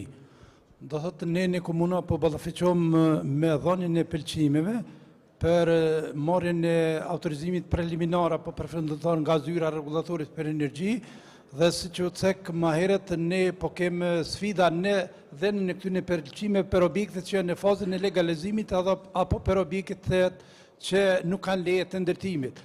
Prandaj këtu ne po kemi sfidë dhe shumë konsumator po vendosin panele solare apo burime të ripërtërishme të energjisë dhe ne si komunë, por as edhe ju si regulator nuk po kemi ato shënime se sa po kemi prodhim të energjisë nga këto burime të energjisë të ripërtërishme. Andaj pyetja ime konkrete është që a keni marrë ju si regulator i energjisë apo si zyre në bashkëpunim me Ministrinë e Zhvillimit Ekonomik apo Ministrinë e Planifikimit Hapësinor që të nxjerrët një rregullore për dhënien e këtyre përqimeve në mënyrë më të lehtë nga komunat në mënyrë që për këto kategori të objekteve që e cekam më lart. Faleminderit për vëmendjen. Zotri Prokshi, në lidhje me shqetësimin tuaj, ju njoftoj që kemi një seancë tjetër pikërisht për këtë çështje dhe besoj që pyetja juaj do të trajtohet gjatë kësaj seance, kështu që nuk ka nevojë në këtë rast të trajtohet. Do të dëshiroja edhe një pyetje të fundit, ju lutem. Përshëndetje, unë jam Adnani, vi nga komuniteti fshati Prelez. Unë kam dy pyetje për zyrtarin e zërejs, njëra ndërlidhet me pëlqimet nëpër komuna. Për komuna nëse është, do të thotë nëse trajtohet në kuadër të çështjes që e përmendë zotri Prokshi, ju kisha sugjeruar që e kemi seancën tjetër. Ju lutem kaloni direkt në pyetjen konkrete për panelistët në mënyrë që mos të humbim kohë, se kemi kohën e kufizuar. Faleminderit. Pyetja e dytë ndërlidhet prapë me zyrtarin e zërejs, që ka të bëjë me pëlqimet për një sistem i vogël 2, 3, 5 kW, i cili po duhet me prit një muaj ditë, edhe i cili do duhet jepet në board meeting, i cili po ndodh një herë mujt. Herën e fundit para një viti kur ishim këtu, u fol ose u përfol të paktën se do të ndryshon, do të përmirësohet, do të ketë një qasje më të lehtë, më shpejt, më smooth se sa një muaj ditë. Faleminderit. Se mund t'i marrim përgjigjet? Mas pari po përgjigjem saj përket asaj sa do të përfshihet në cakun përfundimtar që do të vendoset shteti edhe kjo buri që edhe kjo energji që do të prodhohet nga konsumatorët, po do të jetë pjesë e deklarimit të kësaj energjie si burim i ripërtërshëm, për shkak se është burim i ripërtërshëm. Edhe e kemi pa tjetër që ta deklarojmë, e kemi deklaruar në të kalumen çdo kilovat apo megawatt që prodhohet nga burimit e energjisë së ripërtërshme deklarohet si energji e ripërtërshme dhe që e zvogëlon atë bashkëmërinë që kemi prej çmimit. Ndërsa sa i përket çmimit që po Kosova ka pas skemën përmes tarifës nxitse, edhe për energjinë solare, edhe për energjinë me ujë, edhe për energjinë nga era. Skema mbështet se përmes tarifës nxitse është ndërprer, për shkak që duhet jepe mundësi që çmimin ta rregullon tregu dhe jo ta rregullon rregullatori me një akt administrativ.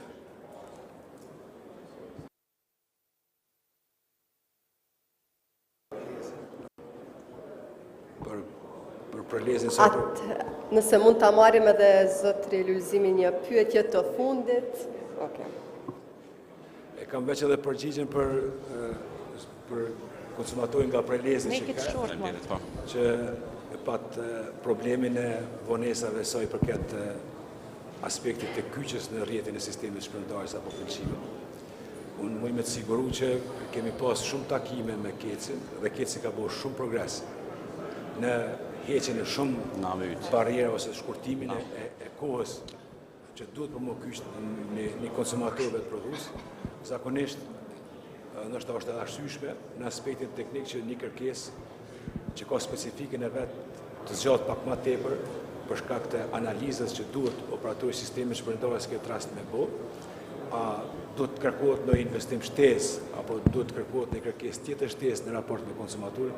Këto janë çështje goxha shumë teknike për cilat janë ekspertë që vendosin në momentin kur e ofrojnë pëlqimin energjetik, po afati kohor nuk e ka asnjë arsye që ta kaloj 30 ditë, që ne kemi zvogëluar shumë këtë afat kohor, edhe në komunikim me Kecin, po më shumë se 30 ditë nuk ka logjik që t'i ofrohet një përgjigje për pëlqim një konsumatori.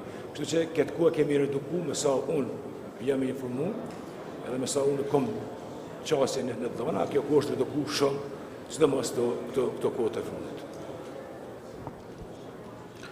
Përshëndetje, unë jam Lërzim Sylla, përfaqësuesi i kompanisë Elen. Me qëllim të i kalimit të në problemeve që fillum i diskutu sot, unë kësha pas qefës që zyrtarisht me marë një premtim prej anës t'juj, si zyre regulatorëve të energjisë, kur do t'jetë data e një takimit mes akterve kryesor të energjisë të përfshi edhe zërejën, kekun, kecin, kostin, me qëllim të i kalimit të në probleme, sepse teknikisht ne e dim të rend që nuk qëndrojnë argumentet, për shkak se asë njëherë nuk e marë përgjigje profesionale, qofë për zërejës, qofë prej kecit, se ka ngarkes nëse rritet kapaciteti prej 100 kW. Kështu që teknikisht ne dim që ka pika fytët ngushta ku nuk mund të instalohen, po ka mbi 90% rasteve ku mund të instalohen edhe 300, 500, 800 nuk ka probleme tilla.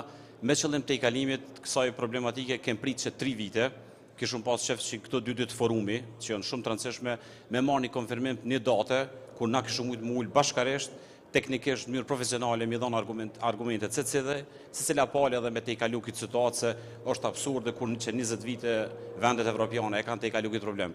Nëse na nuk e kem guximin për me shty kecin me kry investimet që e ka obligim për me na mundësu me implementu sisteme solare, atër ne kem dështu në këtë sistem. E në që fëse ka problemet natyrave tjera, më duhet ju ndërprej për arsye se kemi kohën e kufizuar dhe do të vazhdojmë me përgjigjen. Faleminderit shumë për pyetjen. Ne jemi i taku, jo një herë, po jemi taku shumë herë për të diskutuar çështjet apo barrierat që janë dhe besoj që shumicën e herëve kemi arritë me zgjedhje. Për datën se kur mund qëftojmë bashkarisht, unë nuk mund të them sot për shkak se nuk më varet prej meje, po që do të ketë konsultim publik në lidhje me skemen e re, këta po ta garantoj që po, do të ketë diskutim publik edhe do të ketë ndoshta jo konferencë në nivelin e tillë, po do të jenë të ftuar ekspert, do të jenë të ftuar zhvillues të projekteve, do të jenë të ftuar prodhues e paneleve solare, në mënyrë që ta diskutojmë se cilin detalj të asaj regle dhe gjitha ato komente që ju mund t'i keni në lidhje me skemin e re, ju premtoj që do t'i inkorporojmë në rast se ka arsyeshmëri edhe teknike edhe ekonomike. Po, për datë, mos e më kushtoj se s'mund ta them sot, po së shpejti besoj që kjo është drafti që është të punu në zyrën e regulatorit për energjinë nga unë ekspertëve, po thuaj se është në fazën finale. Më thonë është para përfundimit. Dhe nevojitet vetëm takimi me bordin në aspektin formal, që në mënyrë që me mujtë me pas mundësin për me hapë edhe konsultimi publik, dhe posa të hapët konsultimi publik, pastaj do t'jemi bashkarisht për të diskutu çdo detalj dhe çdo shqetësim që është e mundshëm, në mënyrë që kjo skemë mos na qet probleme ndoshta se ne ka qitë edhe skema e kalune. Do të bëjmë përpjekje, po çdo punë ka edhe ato specifikat e veta, ato problemet e veta që po nuk do të jetë neglizhencë apo mos interesim i regulatorit për me adresu gjitha problemet që kemi njohuri për to. Faleminderit shumë zotri Pepaj, faleminderit shumë zotri Serdarević. Kemi kaluar kohën e përcaktuar në agjendë për këtë diskutim, me qenë se kishim shumë të interesuar për pyetje dhe përgjigje. Tani ju ftojmë për një pauzë për kafe prej 15 minutash për të kthyer me shumë diskutime të rëndësishme më vonë.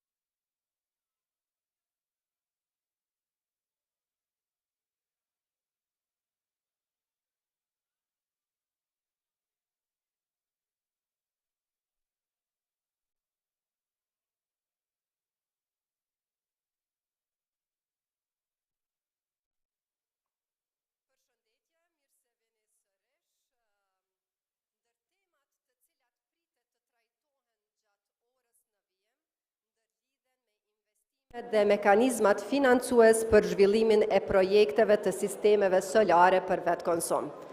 Për të mësuar më shumë rreth kësaj teme, ne do të ftojmë në skenë zotëri Anan Subja, i cili është ekspert financiar për solare, për të prezantuar rreth financimit të solareve me subvencione, kredi dhe grante, duke vazhduar më tutje me zotëri Besnik Berisha nga Fondi Kosovar për Garanci Kreditore, i cili do të na prezantoj rreth mundësive për zhvillimin e projekteve solare përmes këtij institucioni, dhe së fundi kemi në panel edhe zotëri Armend Haxhiu nga ProCredit Bank, i cili do të na prezantoj rreth financimit të projekteve solare përmes bankave komerciale.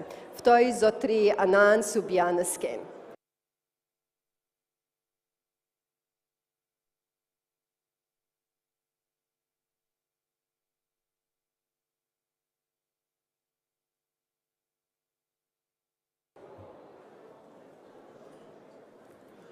Good morning, everyone. My name is Anand Subaya. It's a pleasure to be back here in Kosovo.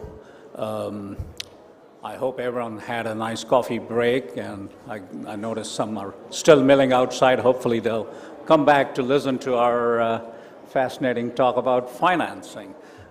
This morning, the minister and USAID both talked about how the prosumer sector is a very critical element in fulfilling the energy needs of Kosovo, and how it can also increase the use of renewable energy in Kosovo. And one of the critical pieces, and there are many issues in that, the regulator just now faced many questions on how difficult it is or easy it is to become a prosumer. But another element of becoming a prosumer is financing these installations. As most of you who might have tried to become a prosumer would have realized, the installation costs are not low. They're still quite high, and so there is a challenge to finance prosumers. And the challenges are different for households as it is for businesses. So Brian this morning gave a brief introduction of the work we have done under the KES program with USAID.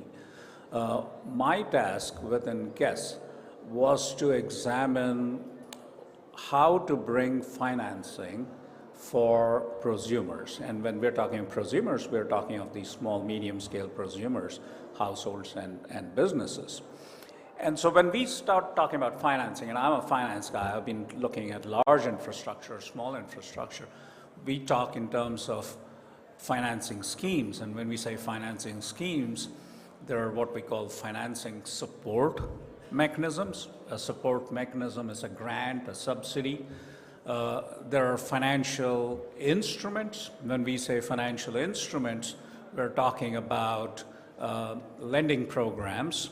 There could be concessional financing as from ProCredit and other banks here, longer tenors.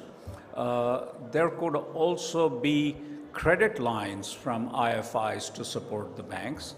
There could be guarantees from the likes of KCGF. So that's another way to bring in concessional or preferential financing. And these are all under the umbrella of financial instruments.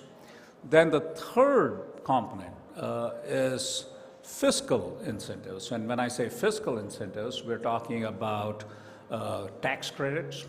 We're talking about VAT exemption. We could talk about customs duty exemption. So there are many ways in which you can incentivize and encourage prosumers to finance installations. So we talked about three kinds, right? Financial support mechanisms, financial instruments, and fiscal incentives. These are well known, but now the challenge is which one is applicable to which customer segment and which one is better for whom. So that was our task under KES, to come up with a tool, a financial tool, a decision-making tool to figure out which are the best ways to help finance projects. And so as part of that effort, what we have done is developed a pretty elaborate financial model and an economic model, because the regulator mentioned this earlier in the earlier session, and the minister mentioned this morning that the prosumer obviously benefits from not having to purchase electricity from the grid, but Kosovo as a country also benefits from increased renewable energy and other benefits which we'll talk about, which accrues to the country. So we look at economic modeling to look at what are the benefits to the country. So the financial benefits are for the consumer, then there are benefits to the utility and to the Kosovo society, or to the government of Kosovo, and all of you in the country. There's a societal benefit. So we have to look at all those issues when we decide which are the right kind of financing mechanisms which will help prosumers and help the country. So that was our task. And so we have done a fair amount of analysis, and this afternoon or morning, I don't want to go into much detail about all of those. I want to give you a snapshot of the kinds of things we have done, kind of very quick summary, and then segue to both Besnik and Arman from KCGF and ProCredit, with whom we have been having discussions. And so let me give you a quick overview of what we have done under USAID's KES project. So as I mentioned, we developed two kinds of models, so as to say, these are Excel-based models, but they're pretty elaborate models. So the first one is a financial model. It has all kinds of inputs for each tariff category in Kosovo. We have modeled, we can put in the generation, how much they can consume, how much, and from my colleagues under KES who have done a lot of surveys using drones of rooftops, we had data on how much rooftop space there is, how much energy they can generate if they put solar panels, what is their demand. So we used this customer survey data from our colleagues who did the drone surveys to populate this financial model and look at what kind of financing mechanisms would be best. And we're looking not only at the commercial financing mechanisms like loans and guarantees and stuff, but we're also looking at what I mentioned earlier, the fiscal incentives, whether it's tariffs, VAT, subsidies, and then we have functionality to look at different ways. The regulator mentioned how Kosovo is going to transition from net metering to net billing, so we're looking at that too in this model. We're looking at what will be the implication of the VAT if you move to metering. If you suddenly not purchase electricity from the grid, there is a reduction in the VAT to the government. What is the implications to the government? If the government gives a VAT subsidy on equipment purchase, then the Treasury again loses money. What is the implication of that? So we have to look at all of these before we decide on a financing mechanism. So that was our role here. So I won't get into the model itself, but it's a pretty elaborate model where we looked at all of that from a customer's point of view. Could go to the next slide, please. I just wanted to give you a sample of two results from household surveys, and I think the next session will talk more about this survey. This is a survey of about 157 households in Preles, which I understand is representative of mid-income households in Kosovo, especially in the rural and peri-urban areas, if not in like Pristina. So this is representative of households in the sense it doesn't fully capture the richer urban households, perhaps in Pristina, but it does capture the average household. So we use that as an example.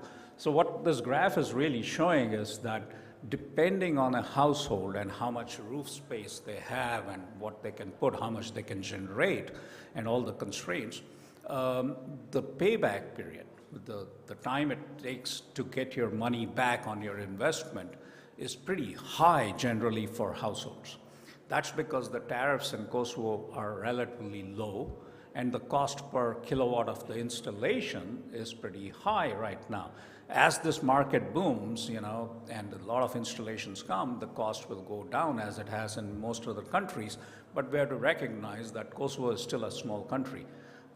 This is not India or China or someplace where you have, you know, 1 billion customers. So the cost is not going to go down drastically, but it has still gone down significantly even in the past 2 years that I've been looking at this project here.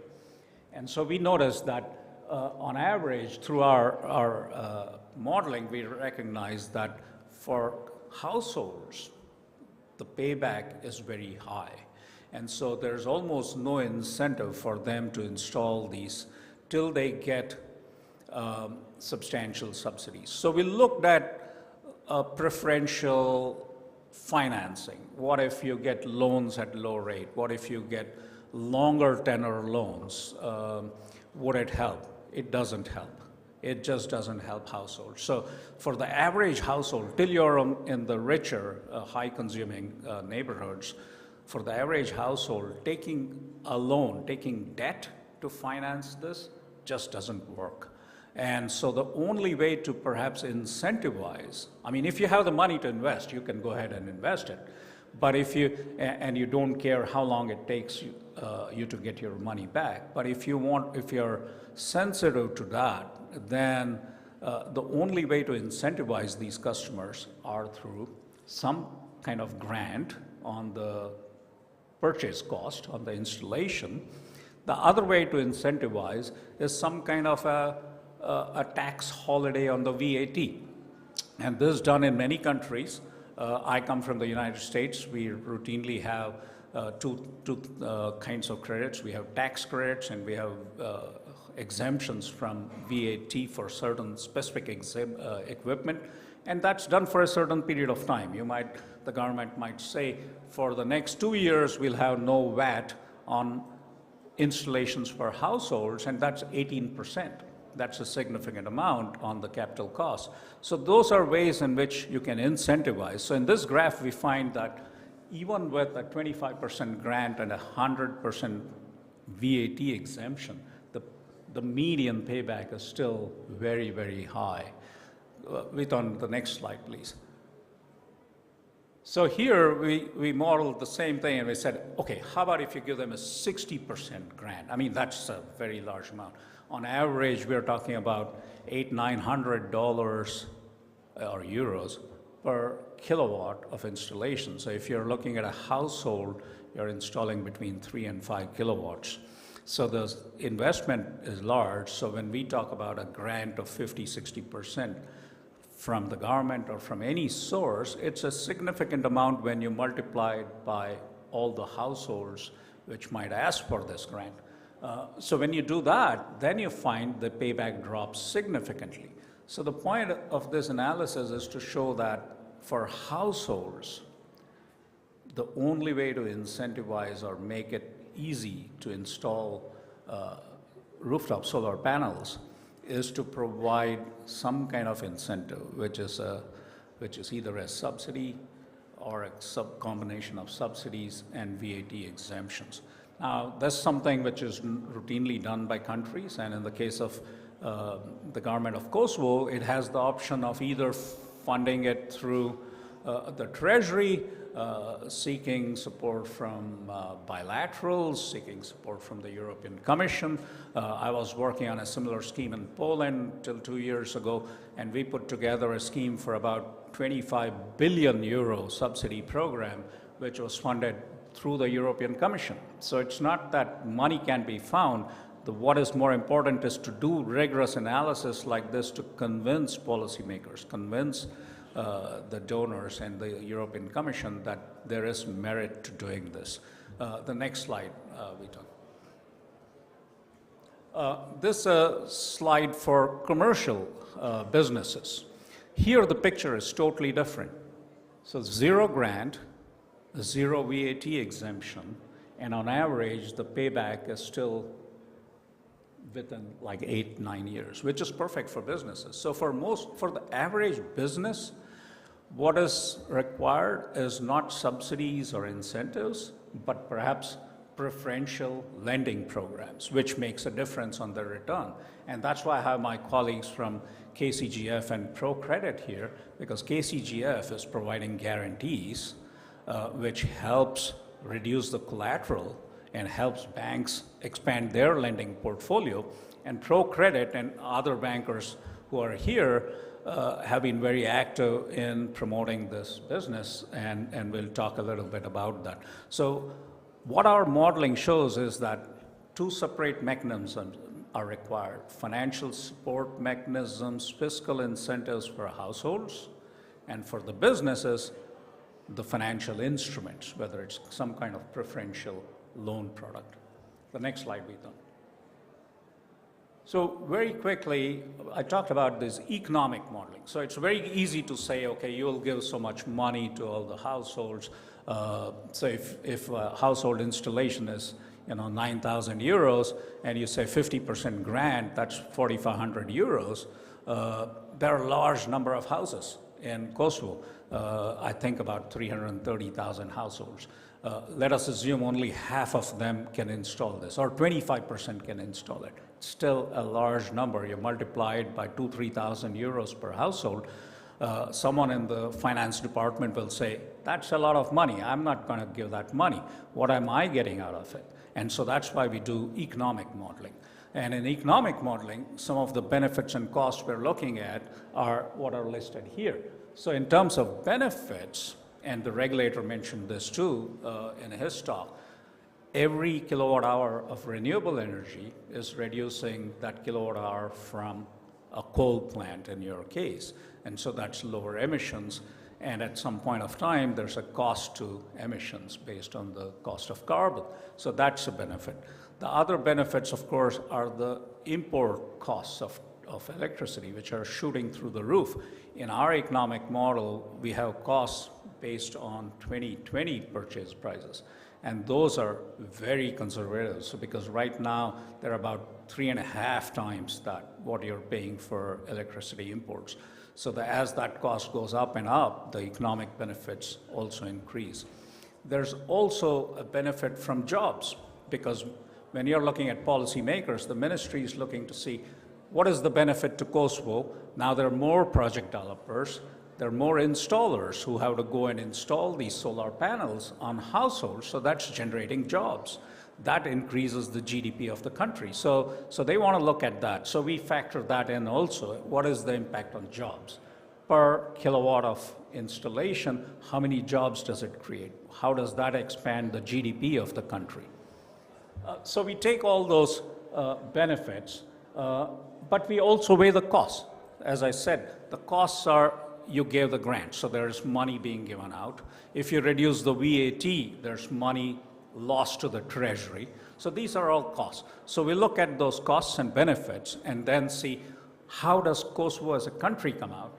And the table on the other side, far side, tells you that for households, let us take that 40% example, even if you give a 40% grant and 100% exemption on VAT, the benefit to cost ratio, as we say, is higher than 1. What it simply means is when the benefits are more than the costs, ratio is higher than 1, and society, Kosovo in this case, benefits.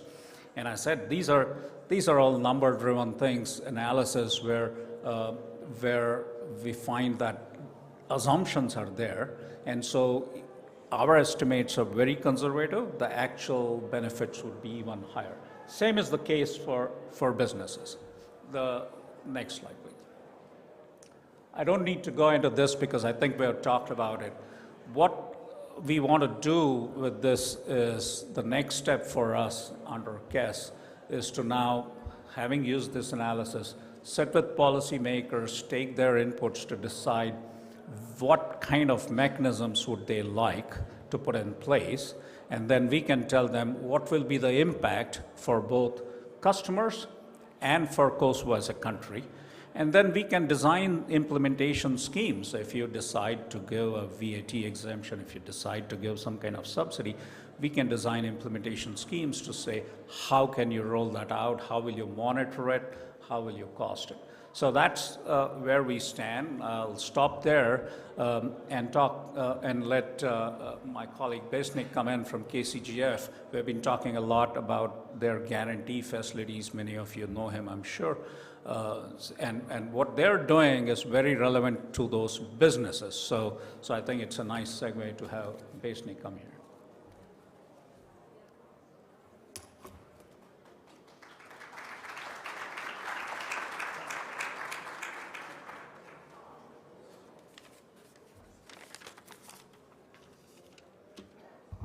Faleminderit andan, përshëndetje të gjithëve. Kënaqësi të ndaj iniciativat më të reja nga Fondi Kosovar për Garanci Kreditore. Më konkretisht lidhur me temën që diskutohet sot në këtë forum, I cili është definitivisht temë shumë e qelluar. Financimi, gjithë investitorët e dinë që është shumë I rëndësishëm sa herë të merret ndonjë iniciativë për investim, prandaj dhe sigurimi I financimit është krucial për realizimin e suksesshëm të një investimi. Skemat garantuese janë instrumente që marrin pjesë në ndërmjetësimin financiar dhe shërbejnë si garantues në procesin e kreditimit, duke krijuar një besueshmëri, një konfidencë përmes ndarjes së rrezikut kreditor me bankat komerciale. Ndërsa në kuadër të temës së sotme, jam I kënaqur të ndaj iniciativën e fundit, të cilin e kemi pilotuar me njërën nga bankat komerciale në Kosovë, ProCredit Bank, është dritarja Grow, që nënkupton rimëkëmbja ekonomike përmes investimeve të gjelbërta, ndërsa në terma më konkret nënkupton investimet që ndihmojnë dhe mbështesin arritjen e efikasitetit të energjisë elektrike për ndërmarrjet mikro, të vogla dhe të mesme, si dhe investimet që gjenerojnë energjinë nga burimet e ripërtrishme, me theks të veçantë nga burimet solare. Prandaj jam këtu sot të ndaj me ju këto informata. Kemi 5 minuta në dispozicion, mirë po shpresoj do të nxjerr kurreshtin e juaj për pyetje më pastaj. Nëse mundemi slajdin më përpara, vlen edhe një më përpara.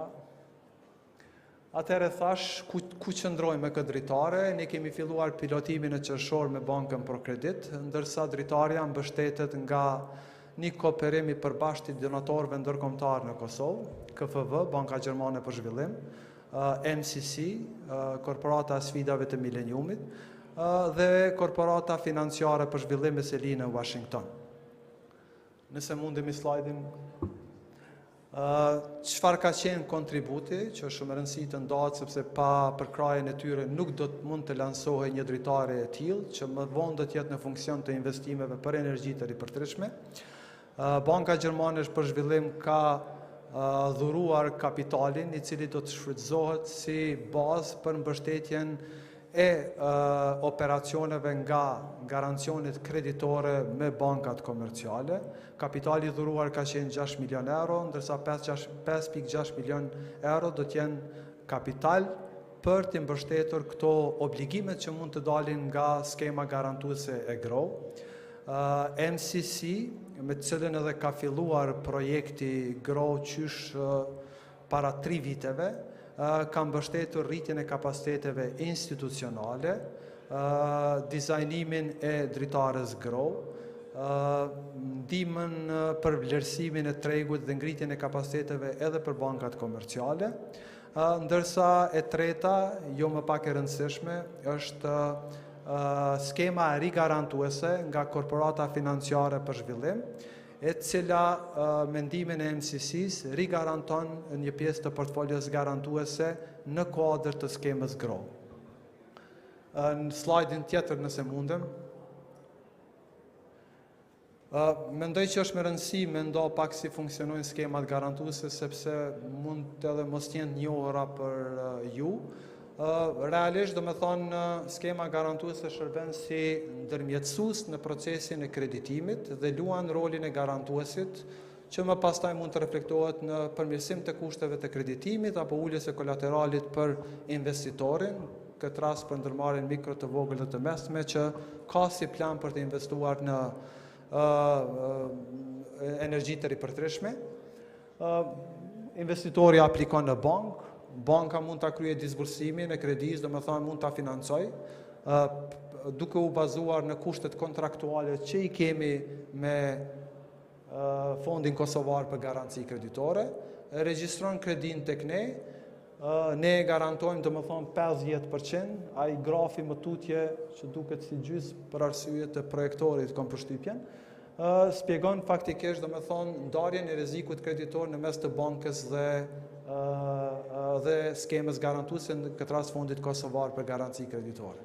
Domethënë 50% të riskut kreditor mbulohet nga Fondi Kosovar për garanci kreditore, që ky mbulim mund të shërbej për zëvendësim të mungesës së kolateralit në rastet kur investitori mund të ketë mungesë të atij kolaterali. Slajdin tjetër nëse mundem.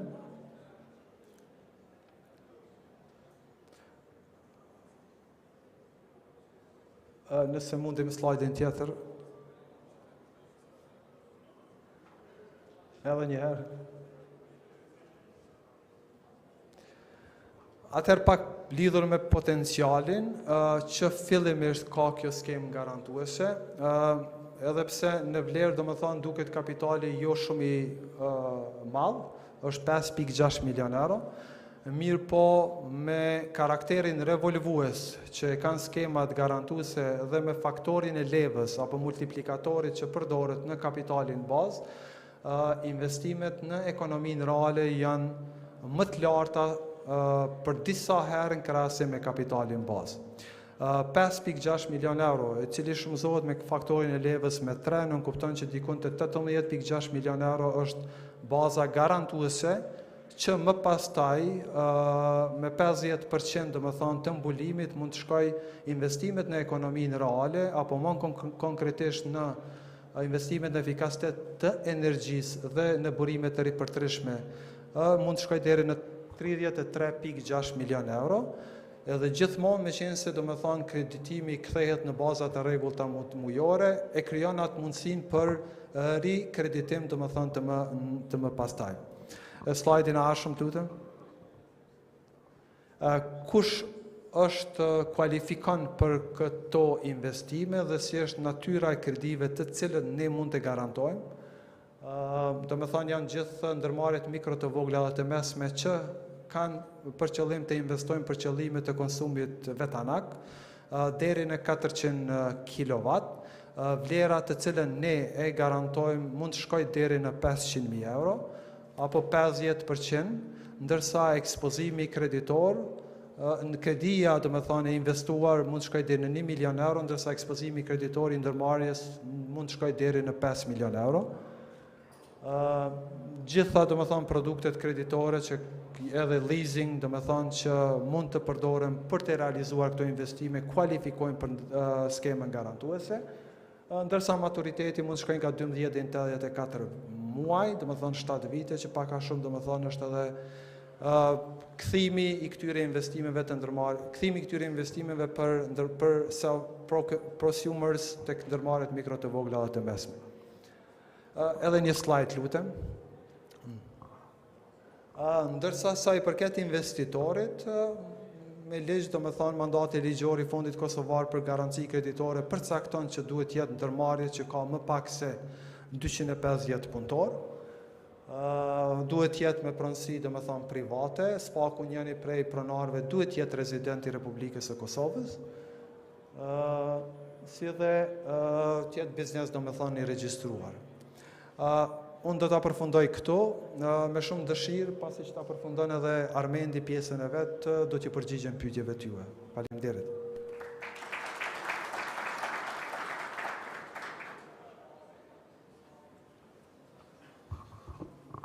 Atëherë, përshëndetje gjithëve, kënaqësi edhe për mua me prezantu Bankën për Kredit si pionere në këtë lëmi, ku piknisjen e promovimit të kredive gjelbërta e kemi qysh prej vitit 2008 në Kosovë, po edhe si pjesë e grupit. Besoj që ekspertiza jonë në treg dhe në promovimin e financimeve ka sjell mjaft dobi dhe rezultate të mira.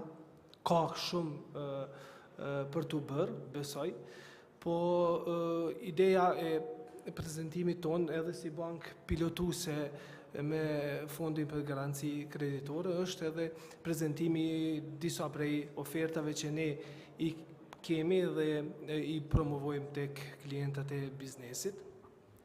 Kisha dash pak nështë me u kthy në retrospektiv dhe me të regu pak eksperiencen nështë edhe personale po të shumicës së kolegëve tanë në bank me promovimin e investimeve në panele solare.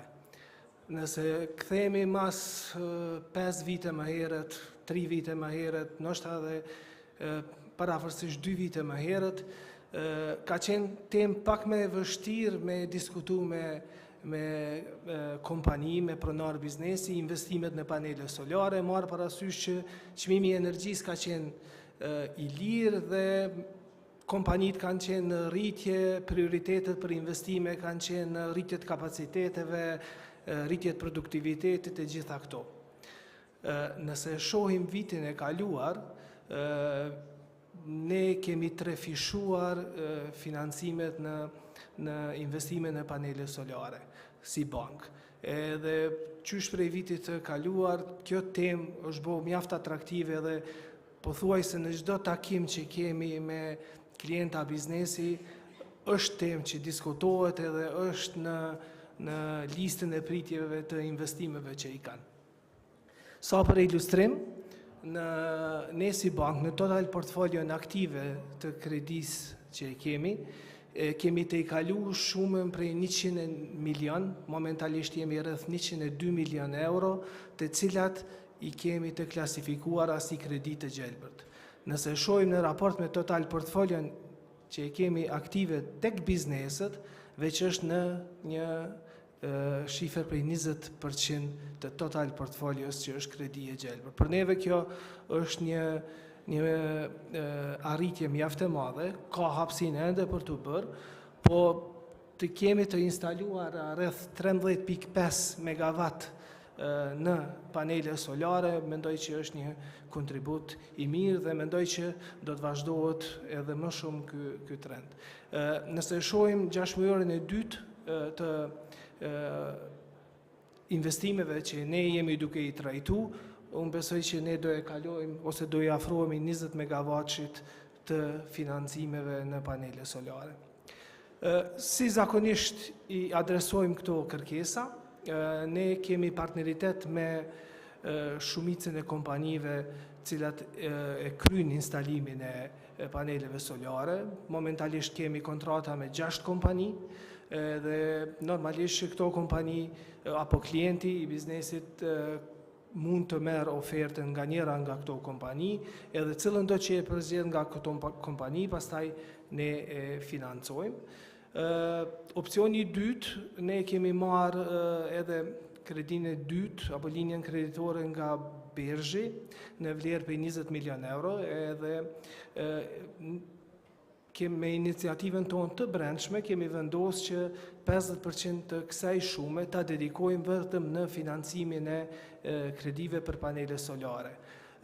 Kjo linjë kredie vjen me një komponentën e grantit, ku 15% të vlerës kredis kthehet mbrapa si grant prej Bankës Evropiane për ndërtim dhe zhvillim, edhe me një kosto efektive që është shumë e lirë në raport me normat e interesit që sot janë aktive në Kosovë. Domethënë, nëse e financojmë me këtë linjë kreditore dhe me komponent grantit, afërsisht 2.5% do t'jetë kosto efektive e kësaj kredie që dedikohet për panele solare.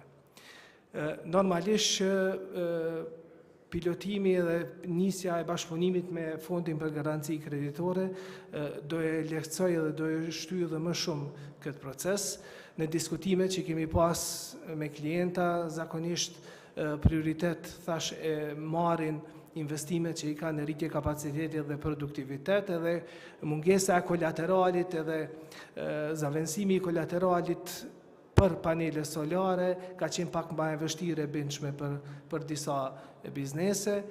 Tash me fondin për garanci kreditore, unë besoj që do t'jetë shumë më e lehtë marrë parasysh faktin që vetëm sistemi i paneleve solare do të merret kolateral dhe do të garantohet te ato biznese që kanë mungesë edhe përmes fondit për garanci kreditore. O shumë e rëndësishme të ceke që 100% të planit investiv ne jemi të gatshëm ta financojmë. Kjo besoj që është prap një lehtësi shumë e madhe për biznese. Ndërkohë, shpresoj që nëse keni interesim ndonjë pyetje, shtesë, jam i gatshëm të përgjigjem për mos më marrë më shumë kohë. Faleminderit edhe një herë për vëmendjen. Atëherë, faleminderit shumë për të gjithë prezantuesit për elaborimin në detaje të çështjeve kyçe mbi financimin e projekteve solare në Kosovë. Nëse keni ndonjë pyetje për shkak të kohës së kufizuar, do t'ju lusja që 1 apo 2 pyetje t'i marrim për panelistët në lidhje me temën e diskutuar.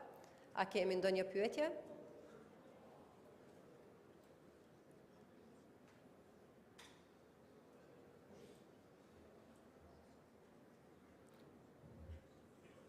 Me sa e po shoh, nuk kemi ndonjë pyetje, atëherë faleminderit shumë për pjesëmarrje. Tani po vazhdojmë me sesionin e radhës.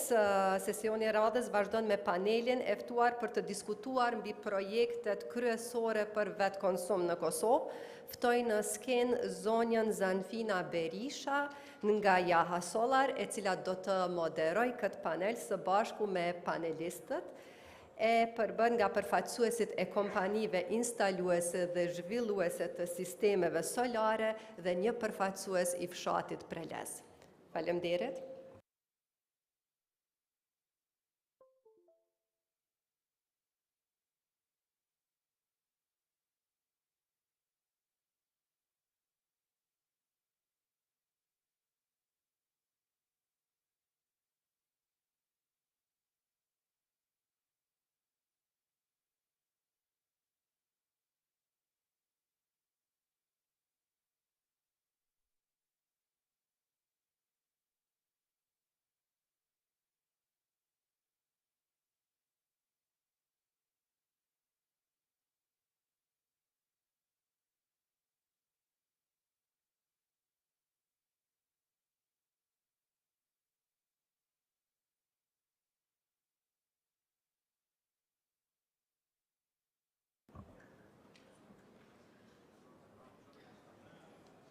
Atër po vazhdojmë.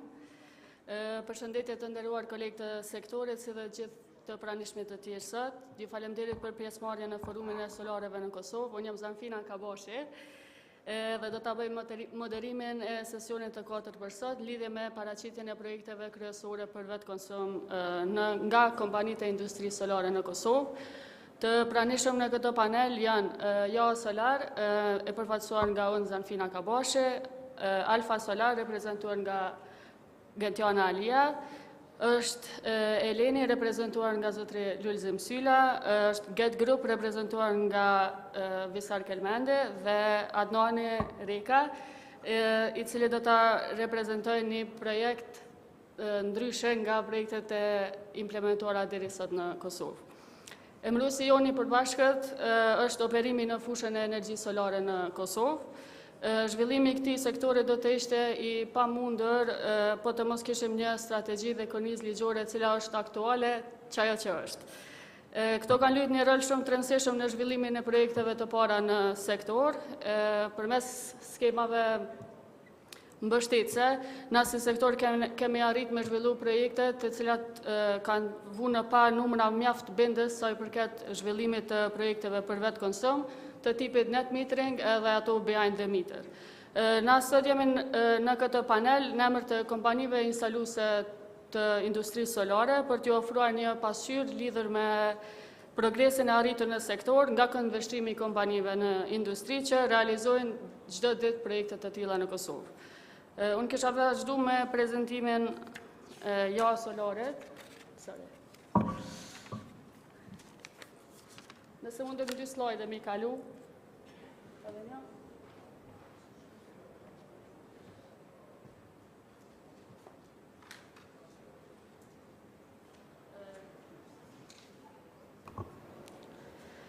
Ja Solar është themeluar në vitin 2016 në tregun e Kosovës dhe operon në sektorin e energjisë që atëherë.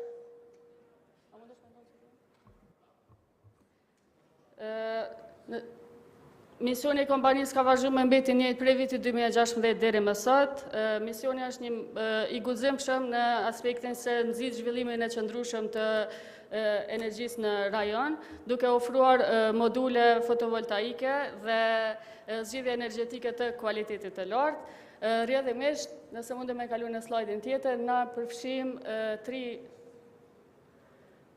fushat të biznesit, është prodhimi i paneleve solare, janë shërbimet inxhinierike për zhvillimin e projekteve të tilla dhe rrjedhimisht zhvillimi i projekteve, si ato të kapacitetit të ulët, ato edhe të kapacitetit të lartë. Për hir të panelit të sotëm që kemi, do të fokusoja diskutimin në zhvillimin e projekteve. Kjo është një përmbledhje projekteve të zhvilluara nga Ja Solar në Kosovë, që nga themelimi i saj. Sektori i energjisë dhe legjislacioni aktual ka mundësu zhvillimin e projekteve sipas 4 zgjidhjeve që na mundemi me i implementu në Kosovë. Janë sipas zgjidhjes net metering, ato behind the meter apo që thonë në industri me zero eksport, ka pas projekte me tarifa nxitse dhe sipas kornizës së rregulluar. Këto janë hapësira, llojet e vetme të cilat mundësohen për momentin me implementu në Kosovë dhe Ja Solar ka në referencat e saj të gjitha këto projekte. Sipas, nëse mundem e kalu të slajdi më paraprak, sipas skemës net metering, na deri tash kemi instalu 67 projekte me fuqi instaluese 3.5 MW. Sipas zgjidhjes behind the meter, deri sot kemi instalu 36 projekte dhe ka fuqi pak mbi 10 MW. Sipas tarifave nxitse kemi instalu një projekt i cili ka fuqi 3 MW, ndërsa sipas kornizës së rregulluar tash sa po flasim, jemi në implementim e sipër të projektit të parë të zhvilluar sipas kësaj kornize, e cila po është hala në fazën edhe në zërej për aprovimin final. Kjo është projekti i cili zhvillohet prej për kredit bankës, është i zhvilluar prej tëre, ndërsa punën do ta kryejmë na bashkë me kompaninë Elektra. Çka shohim diçka interesant është që na këta numra flasin dhe na prej punëve që kemi planifikuar me i zhvillu deri në fund të vitit 2022, planifikojmë të zhvillojmë mbi 100, do të arrijmë të kalojmë numrin 100 projekteve solare dhe arrijmë kapacitet të instaluar mbi 19 MW, prej të cilave 13 MW do të jenë projekte solare për vetë konsum. Diçka interesant që mundemi me vret, nëse mundem me kalu të slajdi paraprak. Numri projekteve sipas net metering është 67, që është gati 2 herë më i madh prej projekteve behind the meter, dhe ndërsa kapaciteti është gati 3 herë më i vogël se sa kapaciteti instaluar prej projekteve me zgjidhjen behind the meter.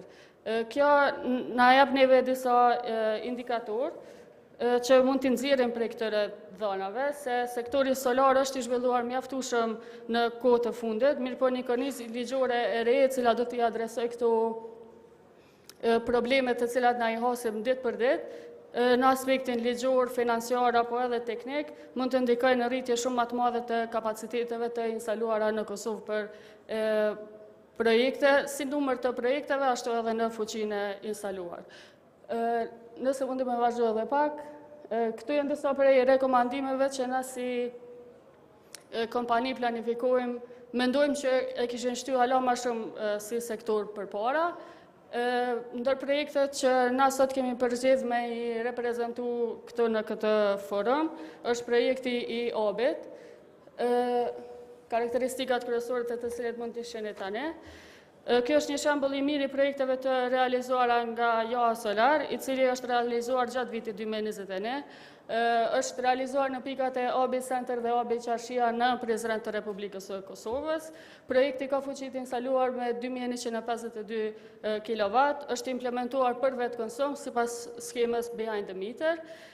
Projekti është financuar nga Prokredit Banka dhe ka prodhim të vjetor të energjisë mbi 2,5 milion kWh të prodhim vjetor që do të arrijmë. Kjo është një projekt që do të përdoret komplet për vetë konsum dhe një karakteristikë e saj është që montimi i këtij lloji është ndër kapaciteti më i madh i projekteve të zhvilluara me montim në kulm. Në vijim do t'ju tregoja një video të projektit të zhvilluar edhe me kaq ju falenderoj. Kjo është projekte.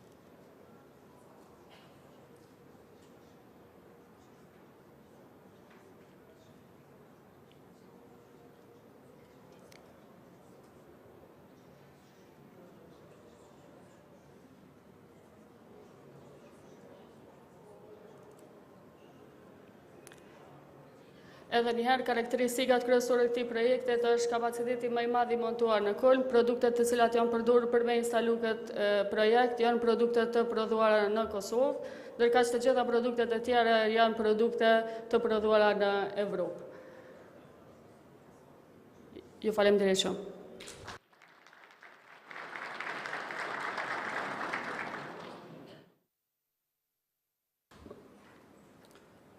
Ftoj zonja Gentiana Aliaj të prezentoj për Alfa Solar.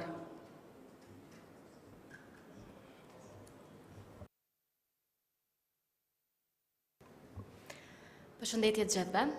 Atëherë, fillimisht po du me ju thonë faleminderit për këtë organizim. Edhe më duket është eventi vetëm që mbledhemi komplet sektori edhe i shfaqim sukseset së bashku. Realisht, na si sektor jemi tu i kontribu shtetit tonë për me kalu tranzicionin energjetik. Atër po prezentona, unë jam Gentiana Alia, tash sfundi edhe shala, inxhiniera elektroenergjetikës me profesion, jam themeluese Alfa Solar Energjis, edhe bashkë themeluese e Komitetit Gratë në Energji dhe Miniera. Sot para jush kemi me prezentu njënin prej projekteve tona. Arsyeja pse kom bërë përzgjedhje këtë projekt janë dy. Arsyeja parë është se realisht ky ka qenë sistemi i parë i një kapacitetit më të madh që i kemi realizuar. Edhe dyta është se gjithçka ka filluar sot një vjet.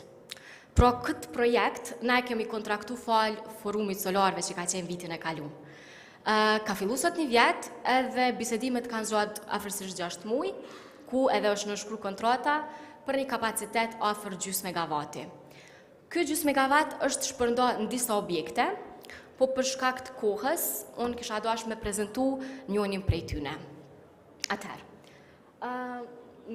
po duket shumë mirë për shkak të slajdeve, po gjithsesi, investitori i këtij sistemi ka qenë Gorenje Department Store, kështu ka qenë e parapame me qenë projektimi i këtij sistemi, duket kështu. Nëse mundem me ndru slajdin tash. Zhvillimi i energjisë përpos që ka efekte pozitive, ai përcjellet edhe me disa efekte negative. Këto efekte negative janë njohura me një proces që na e njohim si ngrohje globale. Përpos që ky procesi është tu afektu krejt botën, ka pas ndikim edhe të na. Po, na kemi tentu një zgjidhje të vogël me adhon përmes sistemeve solare. Kosova realisht vazhdoj me thonë gjithë që është një vend që është mik me diellin. Falë pozitës geografike që e kemi një pozitë ideale për me prodhu energji elektrike përmes panelave solare. Nëse mundemi me ndru slajdin.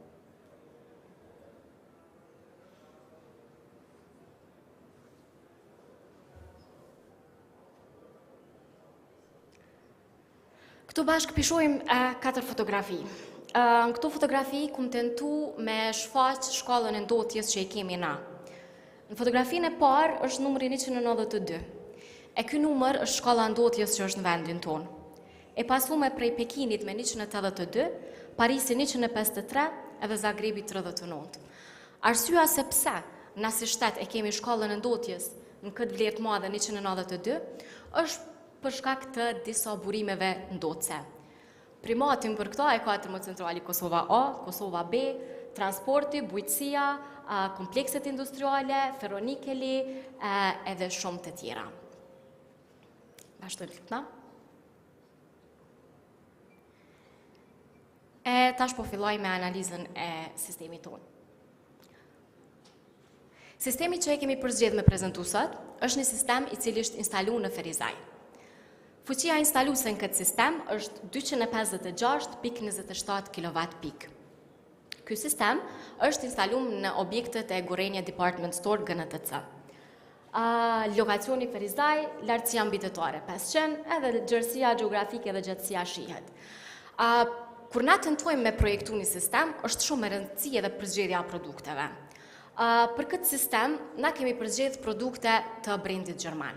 Duke fillu prej, panelet solare janë prej Alpha Solar Planet GmbH, fuqia që e kemi përzgjedh ka qenë 335 W, dimensionet e panelit janë 1956 mm me 992, tensioni i qarkut hapur të panelit është 45.93, edhe intensiteti i qarkut shkurtër është 9.41 amper.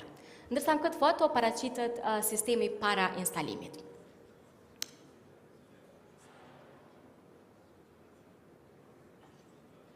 Këtu i kemi paraqit disa dhona teknike dhe elektrike të panelit që i kemi përzgjedh. Maksimumi e tensionit të sistemit është 1000 volt në pjesën DC. Temperatura ambientit i përballon deri +85 deri -40. Gjatësia e kabllës 2 herë 1 mm. Garancioni performancës është 90% pas 5 viteve, ndërsa 80% deri në 25 vite. Garancioni produktit është 25 vite. Pesha e panelit është 20 kg edhe dimensionet i ceka pak më herët, nëse mundi me vazhdu. Ndërsa ky grafikon këtu na prezanton, në fakt e kemi nxjerr përmes një softuerit licencum që e kem, që e përdorim për mi parashiku prodhimet e sistemeve solare. Me ngjyrë të vjollce është e paraqitur humbjet e sistemit për shkak të panelave. Me ngjyrë gjelbërt është e paraqitur humbjet e sistemit për shkak të invertorit ose sistemit së tërësi, ndërsa me ngjyrën e kuqe është e paraqitur energjia që veç mu e përdorim. Që shihet edhe pi grafikonit, kulmi i prodhimit këtij sistemit parashihet me qenë korrekt, ndërsa minimumi i këtij sistemit parashihet me qenë dhjetor. Po, çka kena mujt me vrejt në bazë të analizave që jemi tu i bu vazhdimisht, Kosova 2 vitet e fundit është tu përballë me një dimër të butë. Nuk është dimër i ftohtë, është dimër me diell, edhe nëse na i referohemi si vazhdimisht ka diell me dhëmb që i referohemi na si popull. Kështu që prodhimi në muajin dhjetor ka qenë përafërsisht i barabartë sikur muaji shtator edhe tetor. Vazhdojmë. Këtu është një tabelë që i kemi disa dhona, po për shkak të kohës, se po tentojmë me qenë eficient edhe në kohë, po kaloj të dy dhona që na janë më të rëndësishme, është E-array edhe E-grid. Dallimi mes këtyre dyave është kështu. E-array është komplet energjia që e prodhon një sistem fotovoltaik, ndërsa E-grid është energjia që na e marrëm prej atij sistemit. Në mes E-array edhe E-grid janë disa humbje që komplet e ulin sistemin e energjisë që na e marrëm në fund. Këto humbje i tregoj tash slajdin e ardhshëm. Janë 5.69 për shkak të nivelit të rëzatimit, 6.73 për shkak të temperaturës, edhe 1.99% për shkak të invertorit. Për me kalu ma shpejt, këtu është skema nipolare e sistemit, e kemi prezentu, është gjithsej janë 9 invertor, janë të brendit Fronios me 27 kW fuqi. Për shkak të kohës edhe po më thojnë me qenë pak ma shpejt, për të i kalojmë. Problemet që kemi pas më i madh për këtë sistem kanë qenë hijet, se si përshihni përpara janë disa ndërtesa shumë të larta që shkaktojnë hije shumë të mëdha objektit. Na panelet i kemi vendosur në orientimin juglindje, edhe i kemi vendosur në disa kulme, në gjitha këto kulmet, tash e shohim slajdin tjetër se qysh. Kështu ka qenë projektimi i parapon, edhe slajdi tjetër. Kështu realisht është pamja përfundimtare. Arsyeja pse ka disa hapësira mes tyre është se kanë qenë disa antena, kanë qenë disa kablo që na nuk kemi mujt me intervenu, edhe është dashur mi u të i kalu. Këtu janë disa fotografi gjatë punimeve. E këtu ndalmi. Na vazhdimisht thojmë që sistemet solare janë gjelbërta, janë mik me natyrën, po gjithmonë me tregu çka. Do me thonë, vetëm për këtij sistemit solar, na mundemi me reduktu emitimet e dioksidit karbonit për 149.68 ton. Do më thonë është një vlerë shumë e madhe që përmes një sistemit solar na mundemi me emitu dioksidin e karbonit. Ndërsa me kthy në pyje, në pemë, është ekuivalent sikur me mbjell 6875 pemë brenda një vitit. Do më thonë afërsisht një park i tonë. Kjo është skema monitorimit këtij sistemit. Nuk është që është duk shumë mirë sa është për shkak kësaj, po është 121 kW konsumi, 121 kW prodhimi, ndërsa afërsisht 0 W është tu i marrë prej shtetit, do më thonë këtë rast në prej kecit. Du me gjithashtu e falenderu shumë ekipën që kanë ndihmu për me realizu këtë sistem, po filloj prej super inxinierës tonë, e kemi Anyla Hasimjan, e cila ka qenë pri fillimit projektimit deri në fund mbikëqyrëse. Për dizajnimin edhe mënyrën e vendosjes paneleve kemi pas arkitekt Mustafa Kukaj, ndërsa mbikëqyrësi i projektit ka qenë Jetë Mirshala.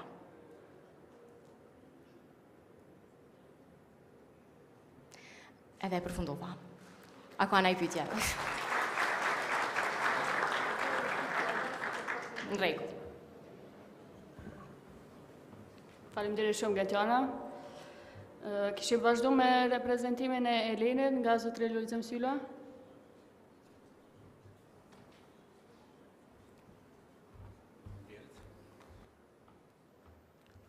Faleminderit gjithëve. Unë jam Lulzëm Sylla, përfaqësuesi i kompanisë Elen.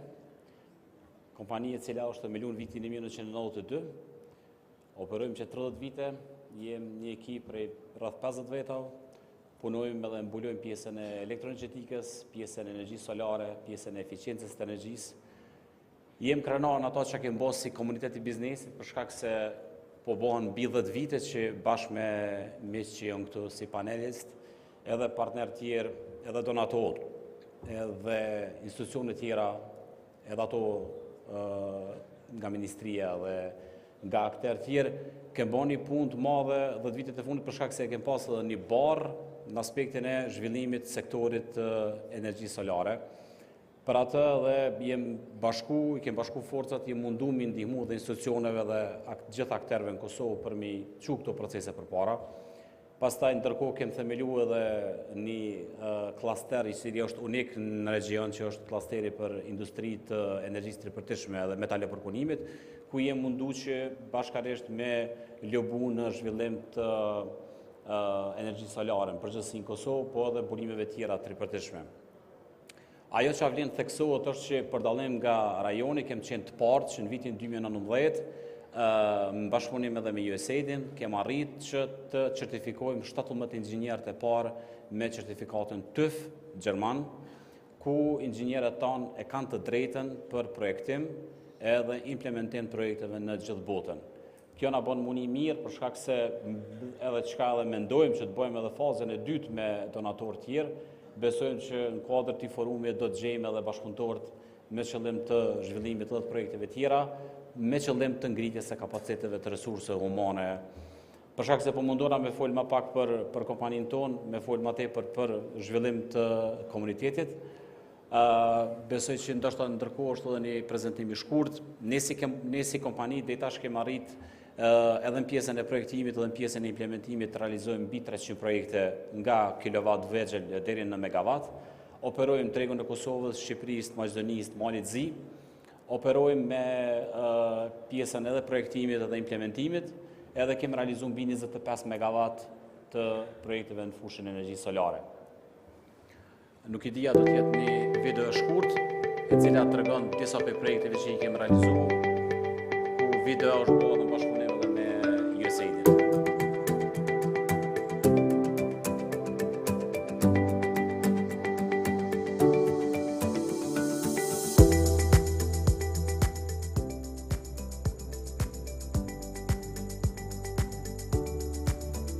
Kompania jonë ka dhënë një kontribut jashtëzakonisht madh në krijimin e komunitetit energjisë solare në Kosovë. Një nga segmentet që kemi punuar intensivisht ka qenë komunikimi me institucionet qeveritare për të shtyr proceset sa i përket zhvillimit të energjisë solare.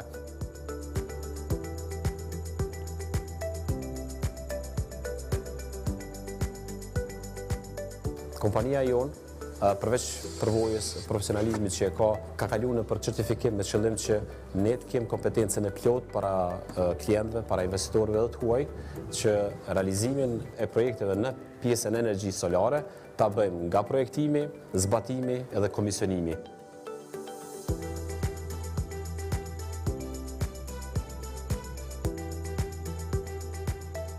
Ne kemi dashur si komunitet të përgatisim resurset humane që janë të gatshme edhe për të prit investime të jashtme në fushën e energjisë solare, për shkak se domosdoshmërisht për të kualifikuar në pjesën e implementimit të projekteve të energjisë solare në projekte megawattëshe, duhet që edhe ekipa të jetë profesionale dhe të jetë e certifikuar me standarde ndërkombëtare.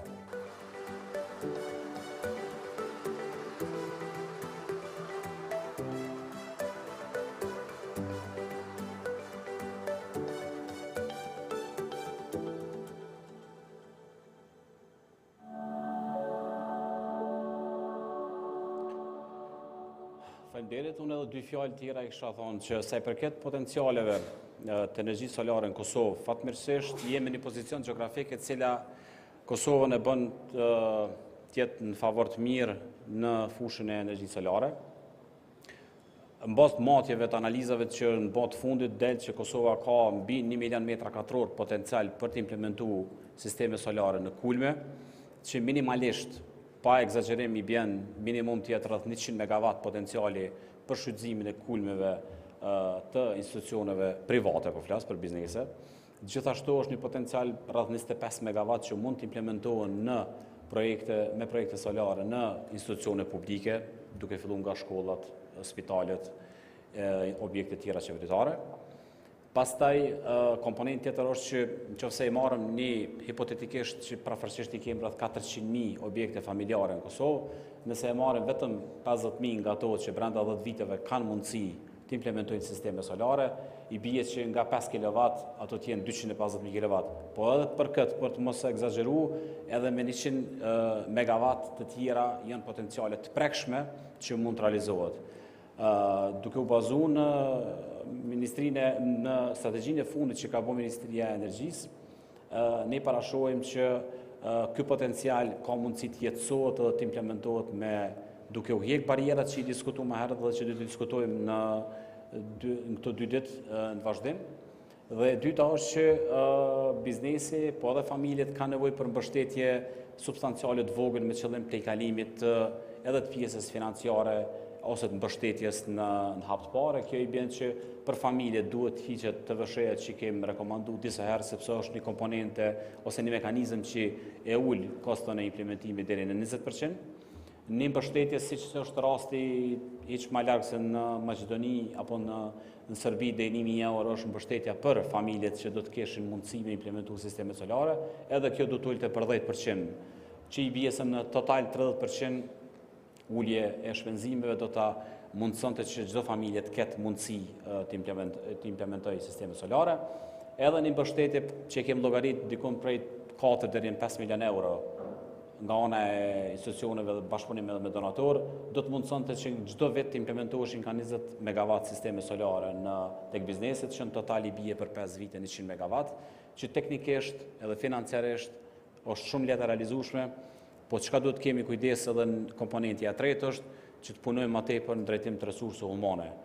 Qoftë shkolla profesionale, qoftë në universitet, ngritjen e kapacitetit, për shkak se për të implementuar këto 100 MW ose 1400 MW tjera që janë parapone me strategji për 10 vite të ardhshme, duhen me qindra inxhinierë, duhet ndoshta për mos me egzageru me mia teknikë të cilët duhet të jenë të përgatitur për të implementuar këto projekte. Përndryshe, ballafaqohemi me ikjen e tyre edhe njëkohësisht me ardhjen e fuqisë punëtore nga jashtë dhe ne mbetemi pastaj vetë si spektator. Kështu që përmes me leju këto, duhet që sikur në aktivitet i tillë të intensifikojmë mbajtjen e aktiviteteve të përbashkëta me qëllim të koordinimit të aktiviteteve që bashkërisht suksesshëm të implementojmë këto projekte. Faleminderit shumë.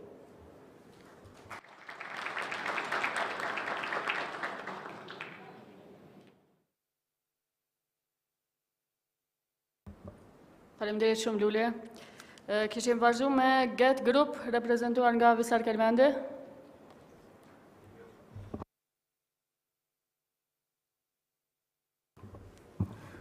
Përshëndetje gjithëve, unë jam Visa Kelmendi për kompanisë Get Group, edhe me të vërtetë është kënaqësi, me pas që kena arrit me kriju deri këtë fokus, me pas kaq numër të madh të kompanive, të audiencës, investitorëve për energji solare.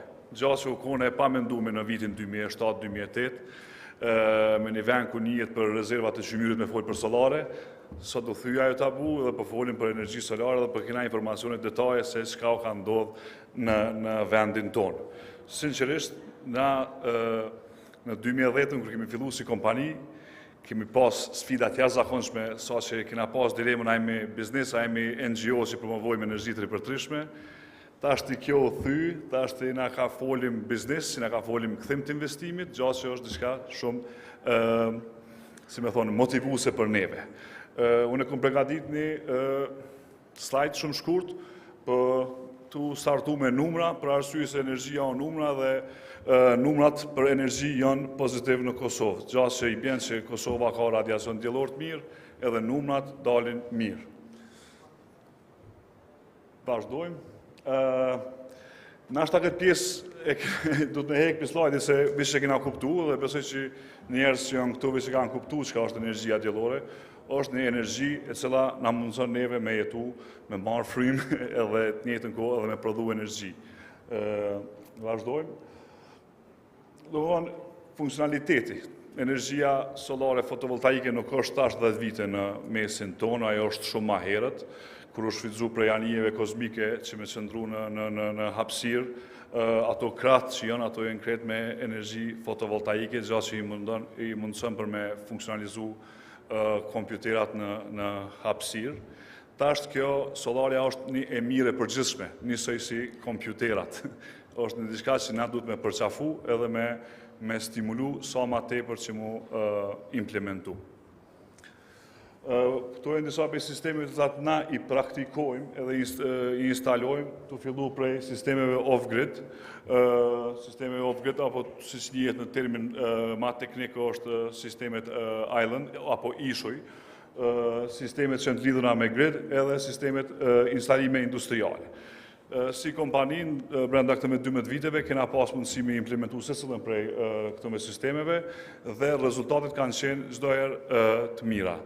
është shumë me fatë që pjetojmë në këtë periudhë ku pashtë të kërë falemderu dhe MCC-s për krajën që përbot Kosovës në ndërtimin e kapaciteteve për bateri, gjatë që kome ndiku jashtëzakonisht në, si me thonë, ndërtimin e sistemit hala më të mençur. Vazhdojmë.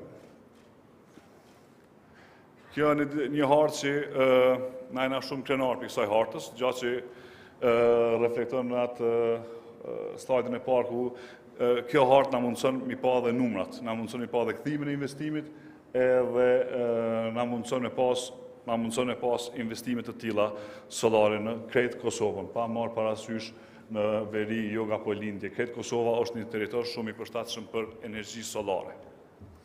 Vazhdojmë. Sistemet implementume apo fokusi i bizneseve apo industrive është varësisht prej përkrajeve ku vendoset prej qeverisë apo prej bankave, mirë po fokusin e kemi të prodhimi dhe përpunimi, pra arsye se prodhimi është diçka që stimulohet konstant për mu zhvillu, edhe shumë industrie kanë si barë energjinë elektrike. Tu i pas parasysh edhe problemet që nga vinë tash e tutje, ajo ka më vazhdu mu thellu, edhe na besojmë që zgjidhja ma e mirë, zgjidhja ma emergjente është energjia solare. Vazhdojmë. Po, e kena logon zhiraf, pyetja nuk ka po shpesh pse e keni zhirafën logo. Logo zhirafa për arsye se zhirafa është shumë larg, edhe tendenca ka qenë që mi shtirë dhe bizniset, edhe shtëpitë si me pa ma larg, me bo investime ma të mençura, ma të qëndrueshme, që me kriju një ambient ma të qëndrueshëm. Po, këtu e kena një projekt, është brand ndërkombëtar, cili opron edhe në Kosovë me ndërvite me shumë sukses, është Jyski, edhe është një kapacitet prej 100 kW i ndërtuar në Gjilan. Shikim të këndshëm.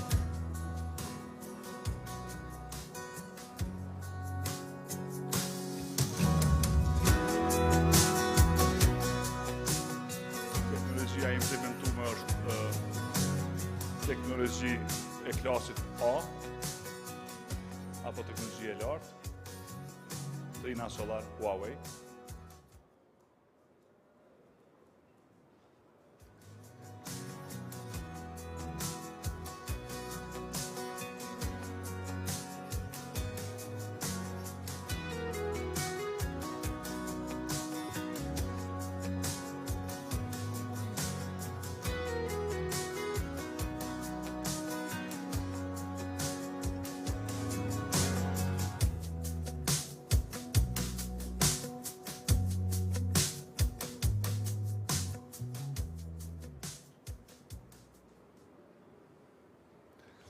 Besoj që edhe me pa është e këndshme, për arsye se ka simetri, ka bukurinë veti.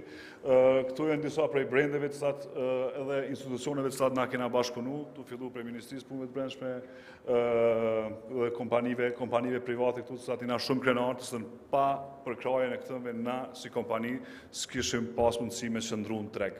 Këta janë realisht ata që na kanë kriju si kompani dhe që na majnë sot si kompani, të cilat jena shumë krenar. Edhe këto janë disa prej brendeve të cilat na përfaqësojmë i distribuojmë në Kosovë, edhe se cili brend është me certifikimet e fundit edhe me inovacionet më të reja në tregun global, kësha mujtë me thënë lirisht.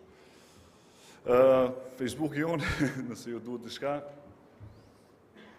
edhe kaq, për pyetjen fund. Faleminderit shumë.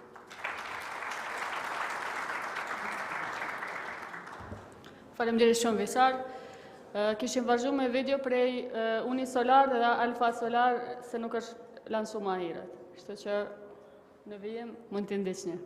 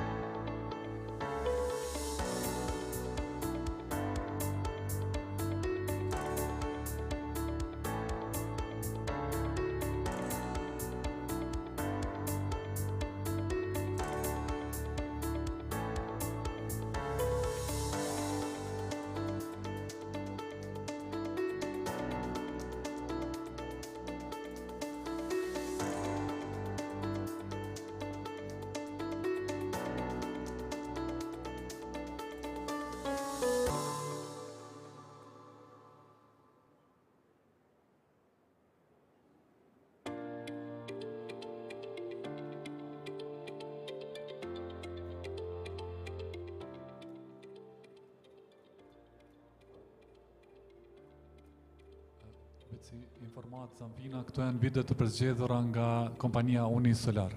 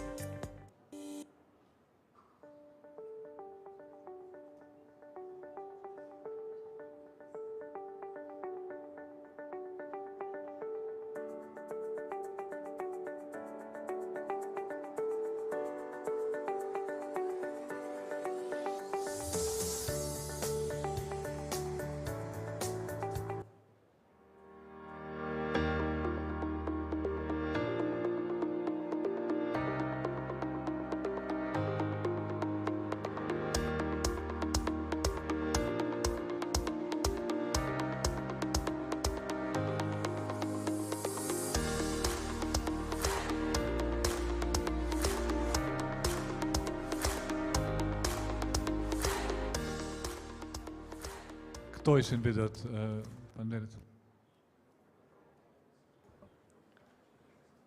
Kisha ftu Adnanin. Adnani vjen për me na prezentu një projekt I cili do të realizohet planifikohet të realizohet në fshatin Prelez në Ferizaj. Është një projekt interesant, për ma shumë do ta prezentoj në vijim. Faleminderit. It's lunchtime, so I'll cut to the chase and get to the point, and so we could go eat. Okay, so the slide, please.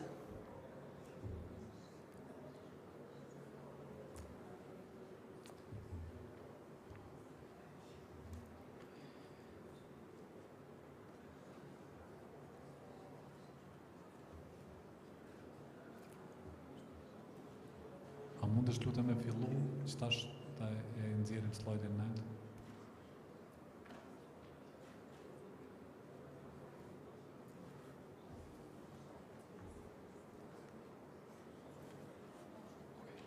Okej, përderisa është duke bë slide I hazër, unë do të vazhdoj të prezantoj në paktën. Unë quhem Adnan Reka, vi nga fshati ose komuniteti Prelezi Muhaxherve, komuna e Ferizajt. Ne sot jemi ardhur në cilësinë e komunitetit vullnetar edhe për të prezantuar një projekt që ne mendojmë se është interesant dhe për cilin do na kishte dashur ndihma e juaj si instalues, si donator edhe institucione shtetërore edhe ato komunale. Para se me vazhdu me slide-in, do shta kisha pas qef me diskutu pak për projektet tona, cilat kanë qenë gjitha në baza vullnetare dhe për cilat sa do të vogla kanë pas ndikim të madh në komunitet, edhe të cilat kanë shërby një pikë nisjeje për të replikuar në për komunitete tjera, kanë shërby një domino efekt pozitiv në komunitete tjera. Kalojmë slide-in tjetër. Slide-in tjetër. Fshati gjendet 7 km ndolet Ferizajt, drejtim Prishtinës, ka një popullat prej 1500 banor, 180 shtëpi fizike, mbi 310 familje, afër 40% mërgat. Slide tjetër.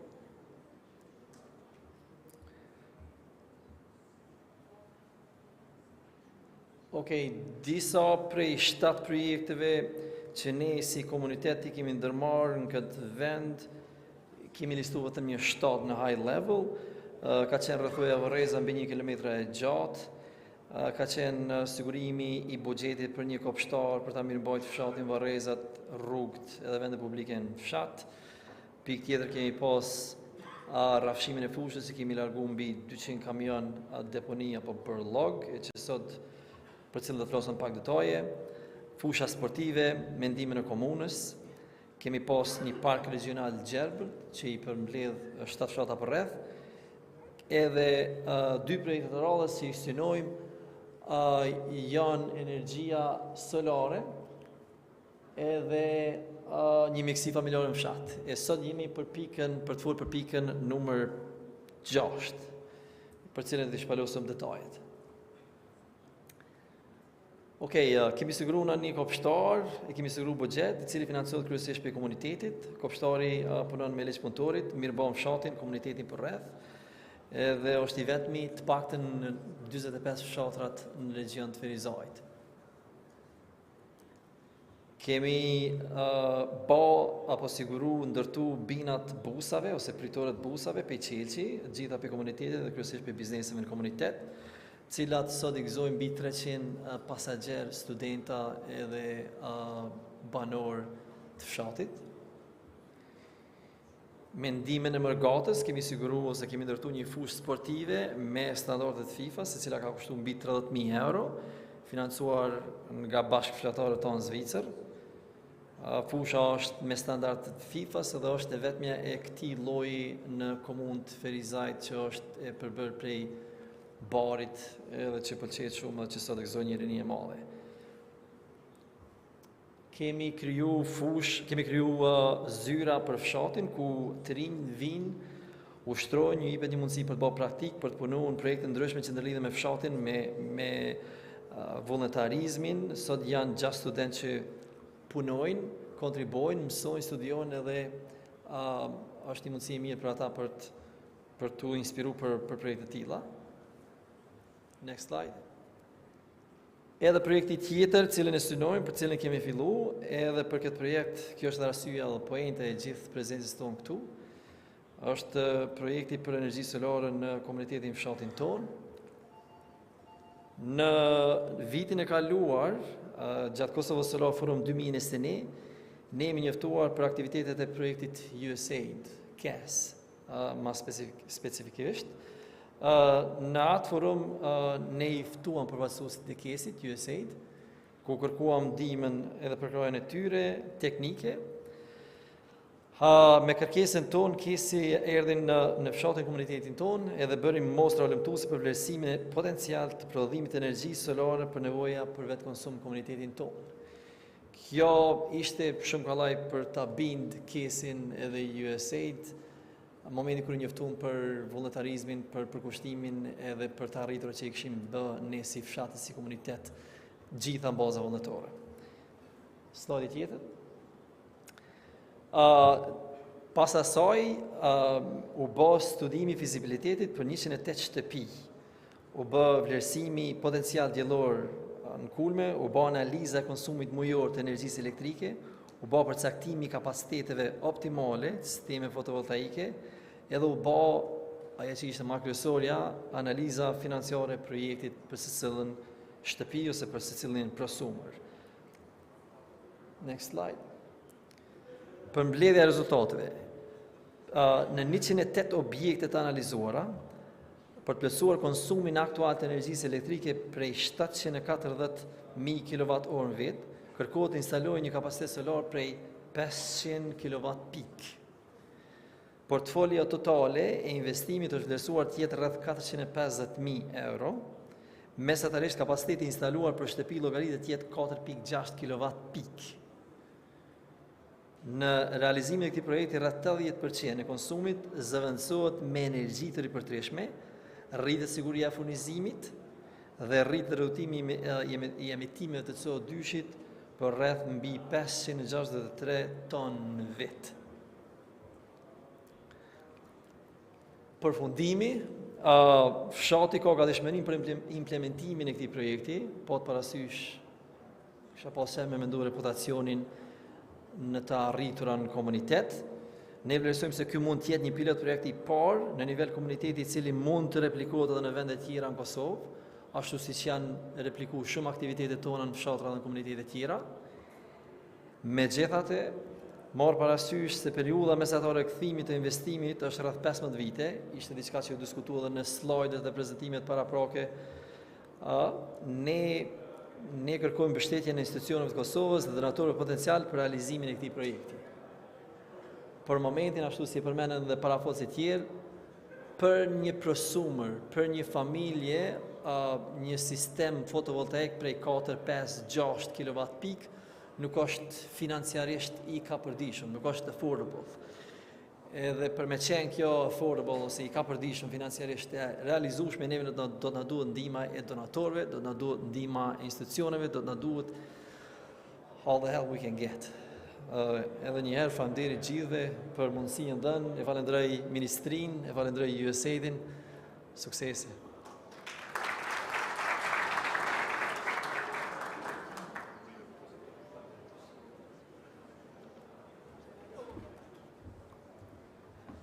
Atëherë faleminderit çdo njërit prej panelistëve për prezantimet e shkëlqyera gjatë ditës së sotme. Atëherë ju lutem nëse keni ndonjë pyetje në lidhje me prezantimet që i pat më herët, ju lutem ndjehuni të lirë.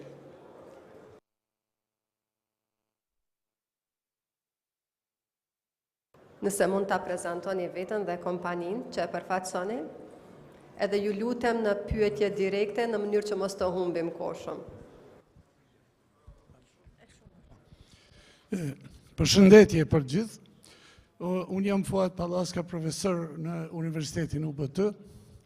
Kisha dy pyetje, faktikisht një pyetje për kompaninë Elen, për zotrin Lulzim Sylla, dhe një pyetje për zotin Visar, kompania Get, me cilën edhe kam bashkëpunuar kalume, edhe tash. Kështu, për zotrin Lulzim kisha një pyetje, ju e cekët që nga universitetet tona, nga kolegjet tona, na duen inxhinierë për të ardhmen, për zhvillimin e energjisë ripërtrishme, faktikisht për implementimin e solarëve. Kështu që unë kisha pyet juve konkret, sa është bashkëpunimi juaj si kompani prestigjioze që jeni në Kosovë në aspektin e montimit të moduleve solare me kolegjin UBT konkretisht edhe me Universitetin Publik. Po ashtu. Dhe për zotrin Visar, sa ju e implementoni gjatë montimit të moduleve solare aspektin e eficiencës energjisë dhe sa i kushtoni rëndësia saj me kuadër të inxhinierëve në këtë lëmi. Faleminderit.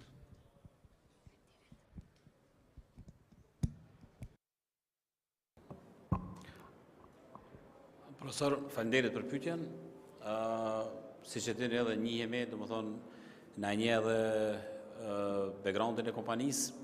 Ne si kompani që shë përmenda, po edhe në përgjithësi edhe komuniteti kemë bo përpjekje maksimale që jo vetëm me kolegjin në universitetin ku punoni ju, po me gjithë aktert, me gjithë universitetet, shkollat profesionale të punojmë dhe të bashkëpunojmë, i kemë ftu në për shumë takime agenda, disa për tyre në hapin e parë kanë shprehur gatishmërinë që të bashkëpunojnë, po në hapat e tjerë ka mungu kjo vazhdimësi e bashkëpunimit. Unë mendoj që universitetet do duhet që vërtet e kanë edhe një barë, kanë edhe një obligim, edhe shkollat profesionale, edhe universitetet që edhe ato të marrin një pjesë të përgjithësisë të përgatitjes të resurseve humane, për shkak se në kuadër të këtij mozaikut të mirë që mund ta bëjmë bashkërisht, kolegjet edhe universitetet me qëllim që të përgatisin student mirë, edhe të marrin rezultate të mira, se në fund ditës ata student do të jenë inxhinier të kompanive tona. Ideja është që edhe universitetet private, edhe universitetet publike të punojnë ma tepër në ndërtimin e infrastrukturës të brendshme, që në këtë rast në kupton pajisjen me laborator, pajisjen me profesor apo asistent cilët janë të fushës përkatëse, edhe të përgatitjen ose adaptimin e kurikulave në harmoni me kërkesat e tregut. E çush ndodh kjo? Kjo ndodh duke na vizituar edhe neve, po edhe duke ju vizituar na juve. Ne për çat sa kemi pas mundësi nuk e kemi kursy veten, jo vetëm tek ju, po tek secili institucion që ka shprehur gatishmërinë për me marrë mendimin ton, ne e kemi dhënë gatishmërinë edhe tek donatorët, edhe tek universitetet, edhe tek ministria. Ju mbetet edhe juve që ndoshta më shpesh na vizitoni dhe të komunikoni, të vini edhe me student. Ne plot shkolla i kemi ftuar që të vinë tek ne, të marrin përvojat bazike për të pa se qëllimi është një triut, më dhon perspektivë që këtu ka punë, ka mundësi, ka gatishmëri, ka kompani edhe ka treg. Ajo që neve na mbetet si obligim si komunitet është që këtyre trive mja u hap që derë mundësive të bashkëpunimit edhe me ardh tek ne edhe tek kompani tjera për me pas që ka perspektive. Dhe fatmirësisht kjo industri do të ketë shumë perspektivë 10 vitet të ardhshme. Edhe ju inkurajoj që tek ne e keni derën hapun e besoj që gjitha kompanit për bashkëpunim se është momentum shumë i mirë. Faleminderit. Do të fatë, faleminderit shumë për pyetje. Unë ndërlidh në pyetjen e që ju drejtuat Elenit, ne si GET kemi realizuar një memorandum të bashkëpunimit me Universitetin UBT, po ashtu edhe me Universitetin e Prishtinës. Kena pas fillimisht ka qenë bajegi dinamik si procesi bashkëpunimit, kena pas vizitat të studentave, mirë po ajo ka shku të uzbe dhe tash të disa vite nuk kena vizita prej universitetit. Gjatë që është edhe Luli është shumë e mirësardhën për neve për arsye se ajo është edhe motiv për neve, kur ka grupet interesume për punën që e bojmë na. E sa për këtë pyetjes juaj lidhje me aplikimin e efikasitetit në montim, këto janë disa standarde të cilat ne si kompani i implementojmë, të cilat jena kurtëzuar të implementojmë për mbrojtjen në punë nga rrisjet gjatë montimit, edhe këto standarde janë shumë rigoroze në raste kur kemi implementime në organizata si ndërkombëtare, ashtu edhe në organizata vendore. Rastin e fundit që kemi pas në gjatë montimit në zyret qendrore të UNDP-s në Prishtinë, ne si kompani kena plotësu kriteret e sigurisë dhe drejtave të punëtorëve gjatë që nga ka dhonë drejt për me bo dhe instalimin në këtë nivel, ku UNDP është dhe promotorit mbrojtjes drejtave të punëtorëve, sigurisë në punë e të tjera. Besoj që ju përgjigja. Faleminderit. Të lutem nëse ka mundësi për pyetjen e radhës. Faleminderit. Faleminderit juve kompanive që keni bashkëpunu me neve si KEC. E kam një pyetje edhe për mua është shqetësuese numri i konsumatorëve behind the meter. Nuk i ndjekin rregullat ashtu siç janë të rregulluara me kornizën aktuale. Numri i tyre edhe pse i vogël me kapacitete ke shumë më të mëdha. I prezantoj ja Sollari, po më duket do shifra që kanë 2 fish më të mëdha për nga kapaciteti. Më interesant të di njëri, ndoshta do njona për juve si kompani, a keni bo analiza sa është humbjet e energjisë së paprodhuar për shkak të kufizimeve që i vendosni për mos me shty energji në rrjetin e KEC-it. Ke rasti i Gentionës 131. Aq sa prodhojke gjithën e konsumojke, që nën kupton që potenciali i prodhimit është më i madh. Ka humbje për shkak se nuk keni vendos kufizimin në moshtyrjet e energjisë. A ka një analizë në përqindje ose të kilovatëve sa humbet për shkak të këtyre kufizimeve? Faleminderit. Po realisht ky sistem që vetë sa e shpjegova është kapaciteti instaluar 250 kW, ndërsa në ajo foto që ke foto e paradit, urna? Ke konsumi, prodhimi, ama fuqia instaluese është më e madhe. Po, edhe tash, ajo pjesë nuk është që prodhohet 130, aty realisht prodhohet shumë ma shumë, mirë po për shkak të konsumit, edhe ky sistem është me zero net export, ose behind the meter që po quhet, kjo energji realisht humbet.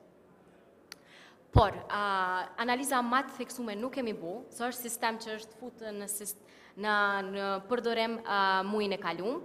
Në vitin e ardhshëm besoj që brenda një vite i analizojmë edhe e shohim çka qyshtek kanë shku humbjet. Faleminderit. Atëherë faleminderit shumë për të gjithë, me qenë se kemi kohën e kufizuar dhe duhet të vazhdojmë për drejt. Falenderoj çdo njërin prej jush për pjesëmarrje, gjithashtu falenderoj çdo njërin prej jush që keni ardhur sot dhe keni treguar mbështetjen e tillë për energjinë e ripërtrishme dhe zhvillimin e sistemeve solare. Kemi pasur disa sesione të shkëlqyera sot, duke shpjeguar çështjet e energjisë dhe projekteve në shkallë të vogël, siç edhe dëgjuat potencialet janë të mëdha për energjinë solare në Kosovë, andaj ju inkurajojmë që të vizitoni panajirin, të takoni instaluesit dhe huadhënësit në këtë sektor dhe të eksploroni vetë potencialin e pashfrytzuar për të instaluar solare në shtëpim, banesën apo biznesin tuaj. Në emër të Ministrisë së Ekonomisë dhe USAID-it më lejoni t'ju falenderoj edhe njëherë për mbështetjen dhe pjesëmarrjen gjatë këtij forumi sot. Pra ju ftojmë për një pauzë dreke duke vazhduar më tutje me vizitën tek panajiri për zhvillimin e solareve. Faleminderit.